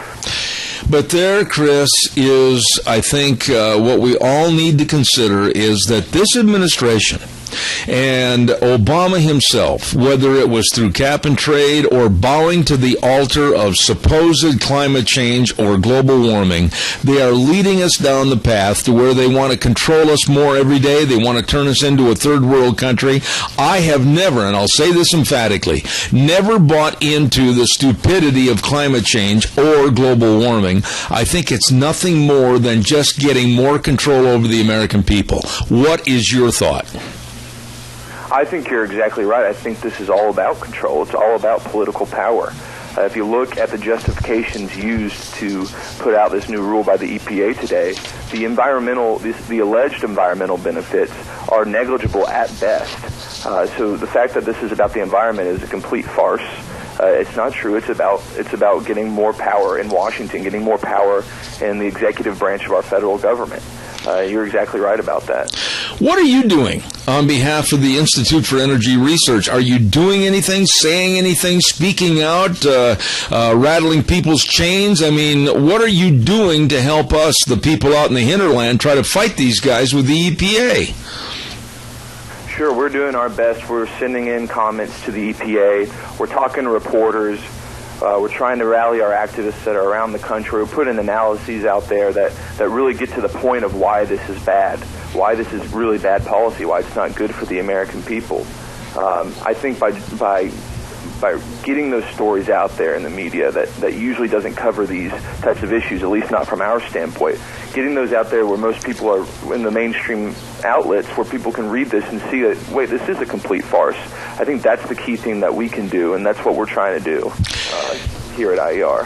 What do you think, and I've asked other people, Dan Kish and others that have been on my program, on a negativity scale of 1 to 10, energy-wise, how concerned are you with this report this morning coming out of the White House and the idiocy of this report of trying to be more regulatory and cut CO2 30%? What are your thoughts? How much more do you think energy rates at the pump prices, et cetera, are going to increase? Well, I think this is I think if I'm going on a scale and 10's the highest, I'm up there near a 10 where I'm pretty worried about this because this is probably the costliest regulation by the federal government that we have ever seen. In terms of job losses, in terms of economic stress that it's going to put on the American economy. You're going to see higher electricity rates for sure. You're going to see people getting squeezed out of the workforce, which is already happening. Our economy is already shrinking, and you're going to see it shrink even more because of this. Because energy is the center of everything that we do. Electricity is at the center of everything we do, and when you hike up those costs on businesses, on families, you name it, it's really going to have serious repercussions. Incompetency and idiocy like Obama's administration with a no energy program, I will maintain to you, Chris, that we could see inflation jump at as much as possibly 15 to 20%. I think you're right on that. It is kind of frightening. We have a caller with a question for you. Stand by. Caller, go ahead, please. You know what's amazing to me that we don't hear more from our Republican leadership, and even Wyoming is a neighbor state to us that's affected by this coal, and they're also coming out with 111,000 word extension of the Clean Water Act from 1972, saying that literally the tilling of the soil is literally causing greenhouse global warming. And there's no outrage. You know, we've recently had our primary elections across this country, and the turnout was poor to say the least. And I don't know what we got to do, but there's got to be some outrage. We've got to have leadership. Who is a leader that's standing up that could lead us from the darkness here? And I'll hang up. You know, he brings up a good question, Chris. We need some leadership that's going to be a strong energy proponent of getting America back on top and strong again with energy resources. I don't see anybody out there looming on the horizon. I think that is a great point. We really do need someone in Congress to step up. There are a few that come to mind, but they haven't stepped up to the degree that we would like them to. And it's a shame that the Republican Party leadership hasn't stepped up at all on these issues. You know, they pay lip service to it from time to time, but they're not standing up and crying out against this. I think it's a responsibility of us as citizens to hold those people accountable. Why aren't they doing it? I don't mean to pin you down because it's certainly not your fault, but why aren't they speaking up? No backbone, no guts. Why? Are they all kind of a big boys club back there where they get done at 5 o'clock and go out and have a beer together? What's the problem? A lot of it, the problem is that it's how the game is played in Washington. If you give me this, I'll give you this. You scratch my back, I'll scratch yours, and it is kind of a club. And that's one of the serious issues up here. There does need to be a shake-up, and so we have some real leaders come in and actually make changes. Would the answer be, in your opinion, that we go to term limits and shake these boys up, knowing that they're not going to have a cushy job from now until eternity? Well, I can't speak to that exactly, but I think by limiting terms is definitely one way to do it, or just by holding them accountable by reaching out to them, contacting them, voting them out when they do come up for re-election is a way that we can combat that and get people in office that are good on these energy policies. Absolutely. Listen, Chris, I appreciate you filling in this morning, and Dan Simmons was scheduled, and I understand he's gone, and you did a great job. Chris Warren, Press Secretary for the Institute for Energy Research. God bless you, man. Come back again. Thank you, Zeb. You bet. Take care. Thank you. You know, why are we sitting here taking this? You know, diesel right now, to fill up my tank, it costs me right at $165, and I fill up twice a week. Okay? So in round figures, $320, $330, whatever it might be. And I'm sitting here going, why? I'm spending money that I could be using for other activities, especially at my age, to enjoy the sunset years with my lovely bride. And now we're looking at an electrical grid that is going to go sky high just to turn the lights on. Are we gonna live in our houses and only burn maybe something that's battery operated? Oh, when you want to read a newspaper, well, wait till tomorrow morning in the sunlight. And are we going to live in coldness so that we can't turn the heat up and be comfortable? We can't live in a comfortable home setting. We have to go outside and maybe burn a fire. Oh, we can't do that. The EPA will come after you. I am so frustrated with the stupidity of the American public not standing up and saying, no, enough is enough. And telling this idiocy of global warming what it is, it's idiocy. You are never going to teach me, preach to me, or tell me that we really have a thing called climate change, especially in the last 17 years when we've been going into a cyclical cooling. And especially when many of the nations and the world's top scientists have come out and said, no, there is no such thing as climate change. We have cyclical changes of warming and cooling. And for this is nothing more than governmental control. And it's been bought into by the likes of Obama. And listen to this comment by John Podesta. He said Wednesday that climate change necessitates coal's demise. President Obama believes we have a moral obligation to act now to curb climate change. We're not going to curb any climate change. No way.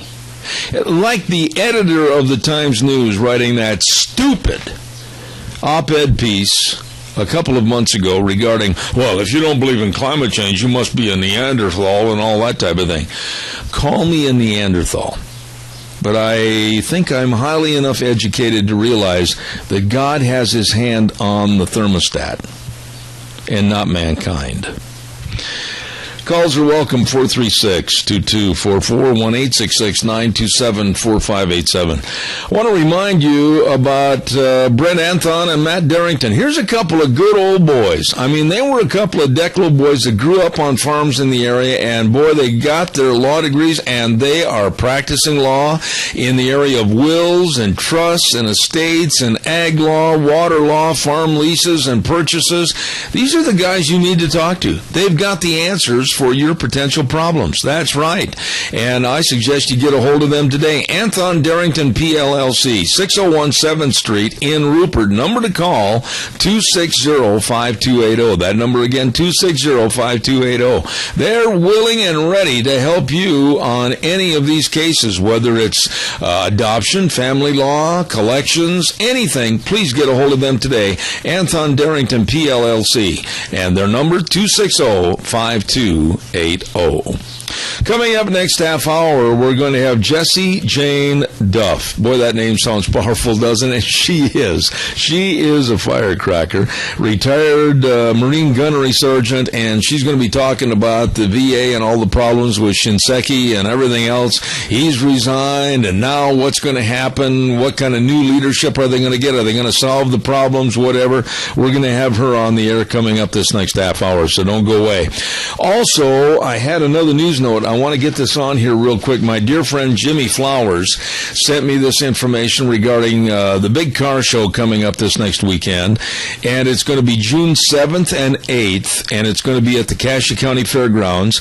It's the Classics in the Grass. June 7th and 8th, 28th annual car show, and the gates open Saturday 10 to 5, Sunday 10 to 5, and they're going to have all kinds of fun. There's going to be cars and boats and motorcycles and tractors. scooters and bicycles and pedal cars. It's going to be just a lot of fun to get in there and see that. And their major sponsor, of course, Les Schwab Tires. They're going to be giving away a special prize, too, and Goody Motors and Mr. Gas. And they want everybody to be there to the Classics in the Grass car show coming up this next weekend at the Cassia County Fairgrounds. I believe Jimmy's going to be on the program with us tomorrow at 9:06 talking about this. Stay tuned. We'll be back in just a couple of minutes. Don't you go away. And now back to Zeb at the Ranch on AM 1230 KBAR.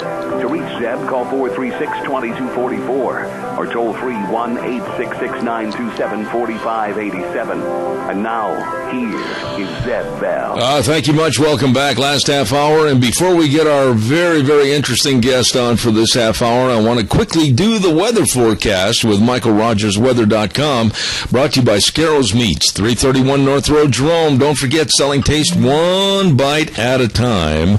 And, of course, you can call. Let me see. We're having a little problem trying to get a hold of Jesse, according to a little text. Not good. We'll check that out in just a moment. Scarrows Meats, 331 North Road, Jerome. Don't forget, they've got a delicious marinated tri-tip for any occasion and a summer barbecue special, 50 pounds of beef, pork, and chicken. Oh, it is delicious. They guarantee everything they sell. Your hometown meat cutter, locally owned custom meat processor for over 20 years. As I said, they sell taste one bite at a time. Here now is Michael Rogers Weather. Hello, everyone. This is Michael Rogers from MichaelRogersWeather.com. It's going to be pretty boring all week. Yeah, it's going to be pretty boring. Nothing really to talk about. The weather guys will try and find something to talk about, but you'll be one above them because it's going to be sunny all week long, with temperatures in the 80s. Now, the only chance for any kind of weather action, you might want to get your cameras out if you're interested in taking pictures of lightning, will be Tuesday evening around supper time, where we have a chance of thunderstorms. Other than that, temperatures in the 80s all the way across the week. It's a lot of sun. Enjoy the weather. It's the only weather you got. Thank you, Michael. Appreciate it. Brought to you this hour by Scarrows Meats, 331 North Road, Jerome. Number to call, 324-7657. Selling taste one bite at a time. Gina, we're having trouble getting a hold of Jessie Jane Duff, huh? Yeah, it just goes straight to voicemail, so I've left 2 messages. Oh, I'm sorry to hear that. What did you think? And, while we've got a minute or two here, if we can keep trying to get a hold of her on the air, I wanted to talk to her. She's been very outspoken against the Shinseki that was replaced this weekend, resigned, and she's been very outspoken about the VA and the lack of treatment to our vets. Mm-hmm. But going back to the story I had this last hour, I'm just livid as to the stupidity in this country of no energy and no energy program and cutting back on coal. We get 40%. We get 40% of our energy from coal, and now with the cutbacks, where's that energy going to come from? From God above, and I can't really say what the phrase that I want to say, but who knows where it's going to come from. Apparently, he just expects us to pull it out of the air somewhere. No pun intended. Well, but what you just said, pull it out of the air somewhere, that's absolutely right. I mean, wind and solar is not going to be cost effective. And their estimates of seeing increase on electrical rates go up maybe 25, 30, 40, 50%. They have no guarantees. It's not even going to be more than 100%. We're looking at an entire industry that's going to go by the wayside. We're going to look at an energy grid that is going to be very unreliable. And then you have these buffoons like Bill O'Reilly say that everybody should own an electric car. How are you going to plug them in? Exactly.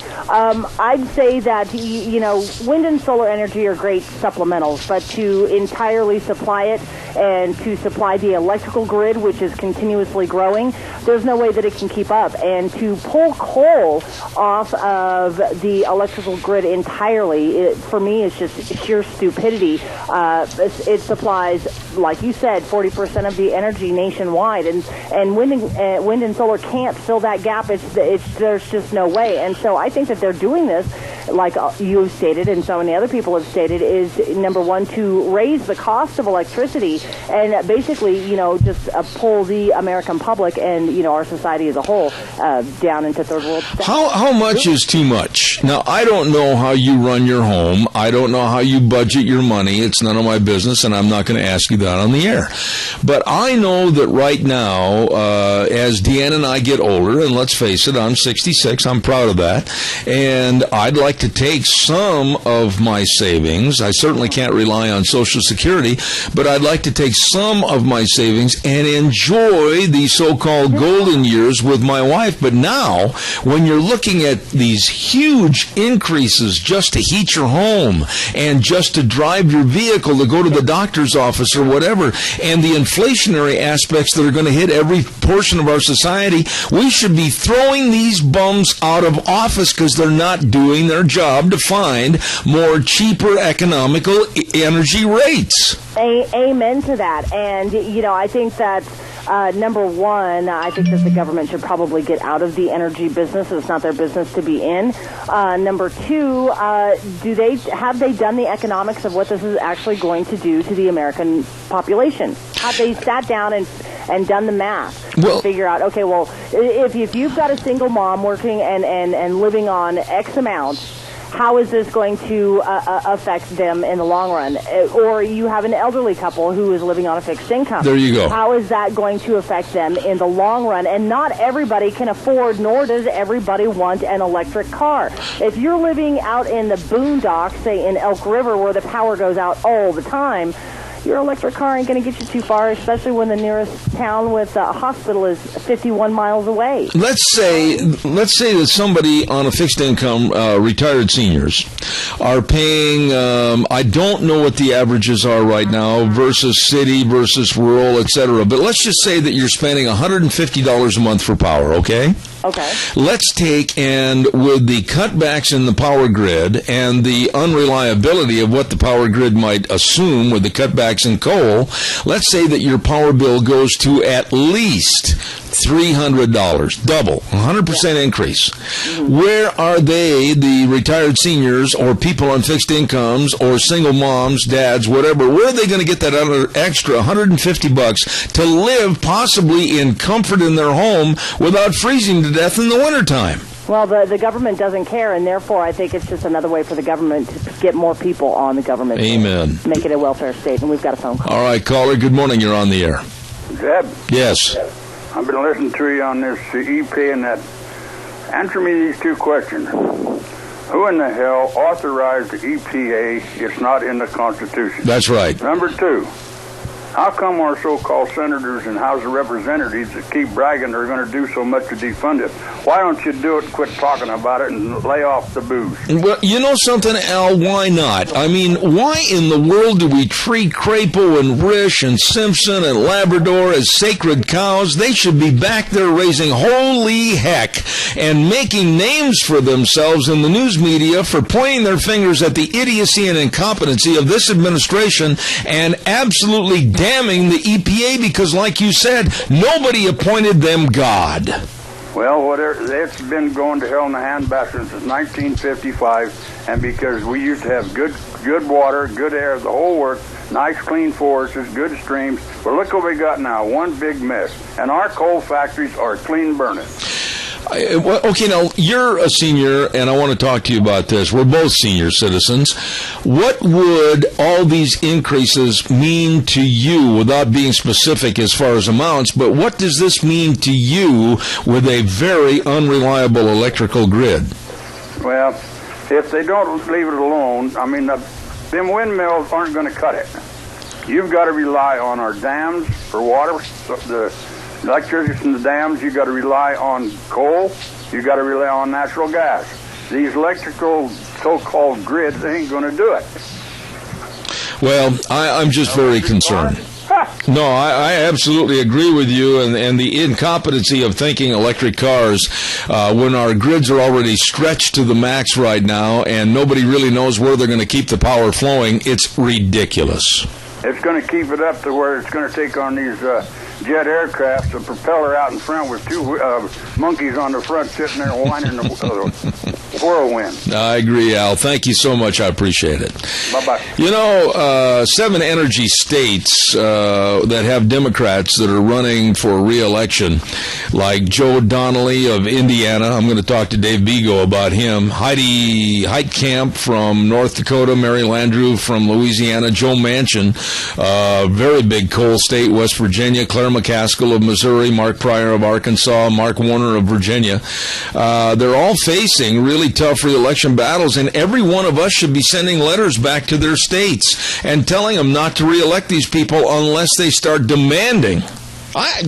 This being friends, really, why in the world are we concerned about Republicans and Democrats being friends back there? I don't care if they end up in fistfights. I don't care if they get a Hillary Bradsby baseball bat and beat each other over the head. They're working for us, not trying to sit there and wait till 5 o'clock and go out and have a beer. The country is falling down the toilet because of Obama. The country's falling down the toilet because of the liberal ridiculousness that they're leading us into, and the environmental concerns. They're catering to them than they are common sense. Why are we concerned about hurting their feelings? Every one of these guys ought to be replaced, thrown out. This is ridiculous. To hear that the Obama administration this morning came out with new CO2 rulings to cut them 30%. And the new regulatory pages from the EPA are going to be another 645 pages of regulations. It's going to raise our electrical costs. All of us are going to be held hostage by increased rates. It's going to kill the coal industry. Where's the power going to come from? Do you want more of those cancers on the landscape, those huge, ugly towers, killing birds, killing eagles, being a disruptive force of wildlife? Cancers on the landscape. More solar panels that can bring down a Boeing 747? I mean, this is ridiculous. We've got energy. We've got the capabilities of getting all the energy we need forever under our feet. But we have incompetent boobs that are running this country. That's what they are. Incompetent. Give me a call, 436-2244, 1-866-927-4587. I don't know what happened to Jessie Jane Duff, but evidently we've had a change in plans. She's not by her desk and by her phone this morning, and so she's not on the air with us to talk about the VA. I'll try to reschedule and get her on at another point during this week, hopefully. But I'd like to hear from you, so give us a call, 436-2244, 1-866-927-4587. The big story that we were talking about this morning, and I know more facts and figures are coming out every minute about Bowe Bergdahl and his being released from captivity, and some of the things that happened as far as why he was released and what motivated the release, with 5 very bad guys being released from Guantanamo prison. And these are members of Al-Qaeda that absolutely shouldn't be released anywhere. They should be held in solitary confinement. They should not be allowed to see the light of day, and they were released, setting a new precedence that I think has opened up now the bottle to the genie. The cork is out of the bottle. And by releasing those 5, first time ever, we've changed our whole modus operandi in this country, and anybody that's an American citizen traveling anywhere in the world or even here in this country might be subject to a kidnapping and a demand for more release of these vermin. And not only that, but Obama acted illegally. And there is a federal law that requires Congress to be notified before prisoners are transferred, and he did not do this. Nobody knew. What are your thoughts on this? I'd like to open that up for more school of thought, so give us a call, 436-2244, 1-866-927-4587. There's a couple of other stories that were in the news, and while I'm waiting for your call, I wanted to talk about. There was a headline. I'm going to get Gina in on this one. Gina, you want to talk about this story a little bit? Which story is it? It was a story in the paper the other day, and I cut it out because I wanted you to respond to it. You are thin enough that you could take a bath in a shotgun barrel. You're just like Deanne. You like to eat, but you also exercise and keep yourself in fit condition like my wife does. But there was a headline in the paper that said, almost a third of the world is fat. And no country is immune. And then they go on in the story and they say that there is a strong link between income and obesity. And they're saying as people get richer, their waistlines also tend to start bulging. Okay, but here's my point. We also have people that are working hard. They're making a good living. They're making sure their kids go to the best colleges and get the best chance at an education to go on and really be something. How can you possibly say that income is related to obesity? This sounds to me like another United Nations approach of wealth redistribution, because they want to see the poorer people get more income and the richer people get less. Well, okay, this is kind of my theory on it, because I did kind of glance over that story, and I think statistically speaking, yes, when you have a larger amount of disposable income, therefore you go out more, you eat out more, probably not more healthy, and so therefore the waistline can expand. I think statistically speaking, that could probably be true, but realistically speaking, I'm not sure what the data is on that, and I'm not sure exactly where they got that data, so I'm going to have to look into that a little bit more. But, you know, if you're out there and you're making a living and you're doing good, you have the right to choose whatever it is that you're going to eat. I don't think it's basically a redistribution of wealth. I think that, you know, honestly, statistically speaking, people with more disposable income go out more. No, I disagree. I totally disagree. Yep, I totally disagree, because I think this, and I feel this way. I did a little bit of study over the weekend on this story, and you will find that most people that have, let's say, a larger amount of disposable income, they belong to health spas, they play at the local tennis club, they play at the local golf course, they're out there, they're active, they're doing things, and the rate of obesity is far, far less, because they don't spend money, disposable income, at the fast food restaurants. They sit down to a decent, well-balanced meal. And I look at this thing as another ploy to take money away from the rich and distribute it to the poor, supposedly, in a wealth redistribution program, and that's what I see in this story. You know, honestly, I did not get that out of it, because they were also pulling statistics out of China, out of India, not just here in the United States. So they were pulling these statistics worldwide. So I really don't think that has anything to do with the redistribution of wealth. I think they're just basically saying, okay, what is money truly doing to the waistline? Well, that's kind of what I think that's where we disagree. But then at the same time, you can turn on any TV network at any time. Caller will be right with you. I know we have a call. Oh, they hung up. Okay, I'm sorry. Call back. But you'll see ads on TV for hunger, and, you know, they're begging for people to contribute and everything else. What I'm getting at in this whole thing, and I hope I make my point clear, is that they're blaming the rich for adding to the obesity rate, and I don't think that's fair. I don't think it's an equal assessment, and they're saying that only poorer people are getting obese. I don't think that's true. I think that, honestly, poorer people don't eat with the necessary means of looking at a well-balanced diet. No, honestly, you go to the store, and I've actually done this before. It was kind of a class project. You have a set budget, and you have one where, you know, you have a little bit more to spend, and the other one where you have less to spend, and you've got to plan out your meals based on the money that you have. And for the people who have less money, they are going to buy, i.e., the less expensive items, which happen to be higher in carbs, higher in caloric content. Oh, so you agree with me then? Well, to a point. To a point, I agree with you on this. If you you know, work out a budget, you know, people who are working with less are only have a set amount of options before them that they can afford to eat, which is higher carbs, higher caloric intake. I know that my wife plans meals for us every day that we eat a lot of vegetables at lunch and dinner at night.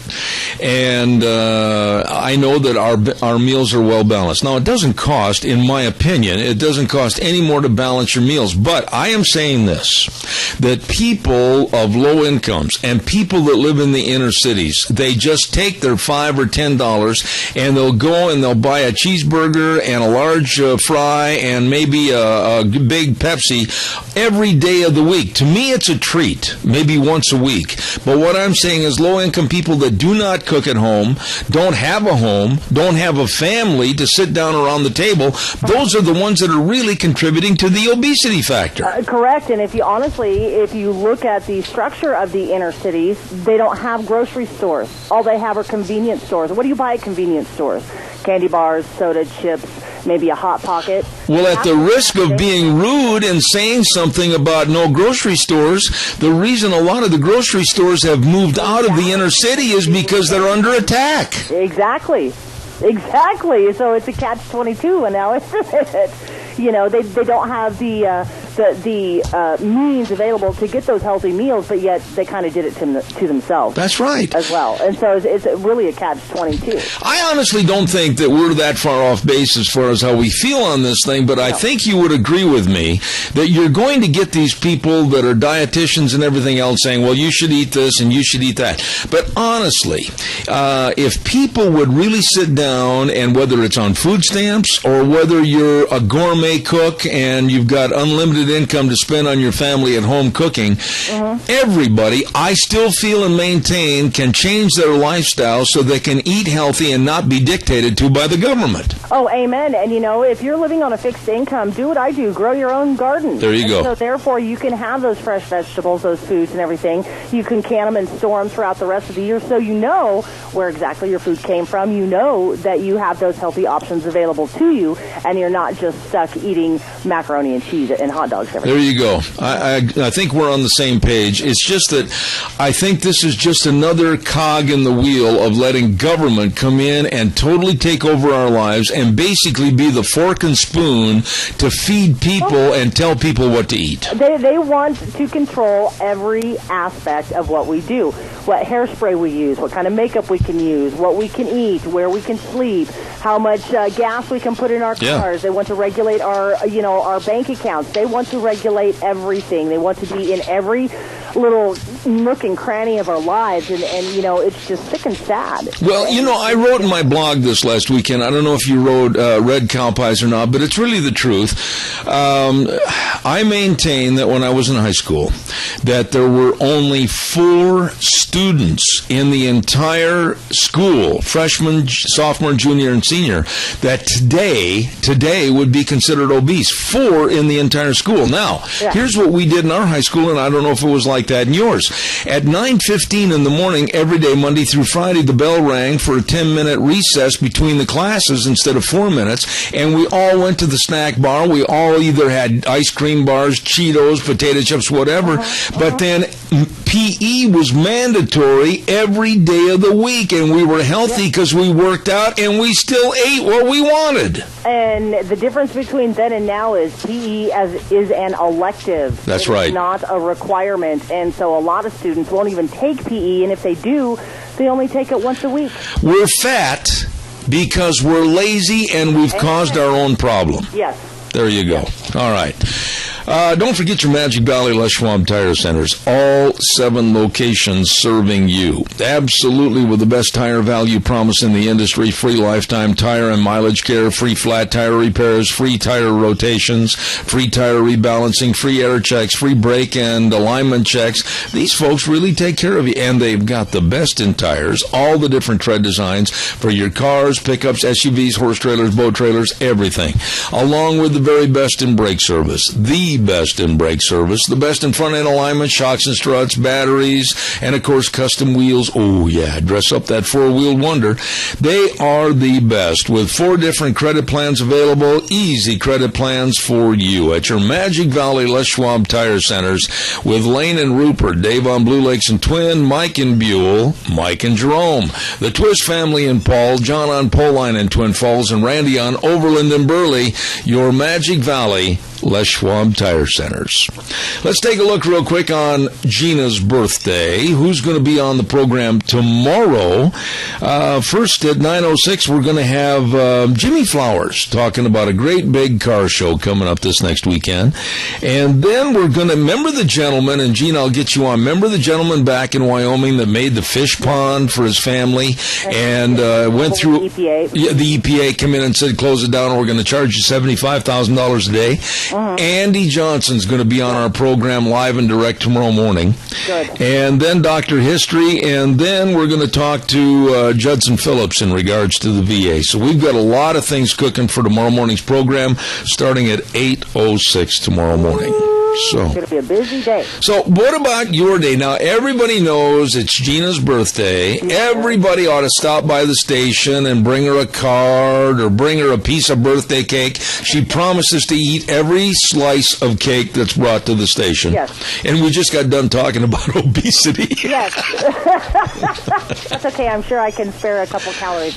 But what am I going to do for the rest of the day? As soon as I get off work, I'm going to do a little bit of housework, and then I'm just going to kind of dink off in the yard for a little bit, and then I'm going to make, since my mom is in Tennessee right now on vacation, I don't get the pleasure of her, because she usually always makes my birthday dinner. Oh. And so I'm going to make my traditional birthday dinner, which is Hawaiian chicken with jasmine rice. That's what I have every year for my birthday. It's my tradition. That sounds good. Well, on behalf of Deanne and I, we wish you a very happy birthday. Thank you so much. You're welcome. See you tomorrow morning at 8:06. The way things were, the way things ought to be. Zeb at the Ranch. See you tomorrow morning.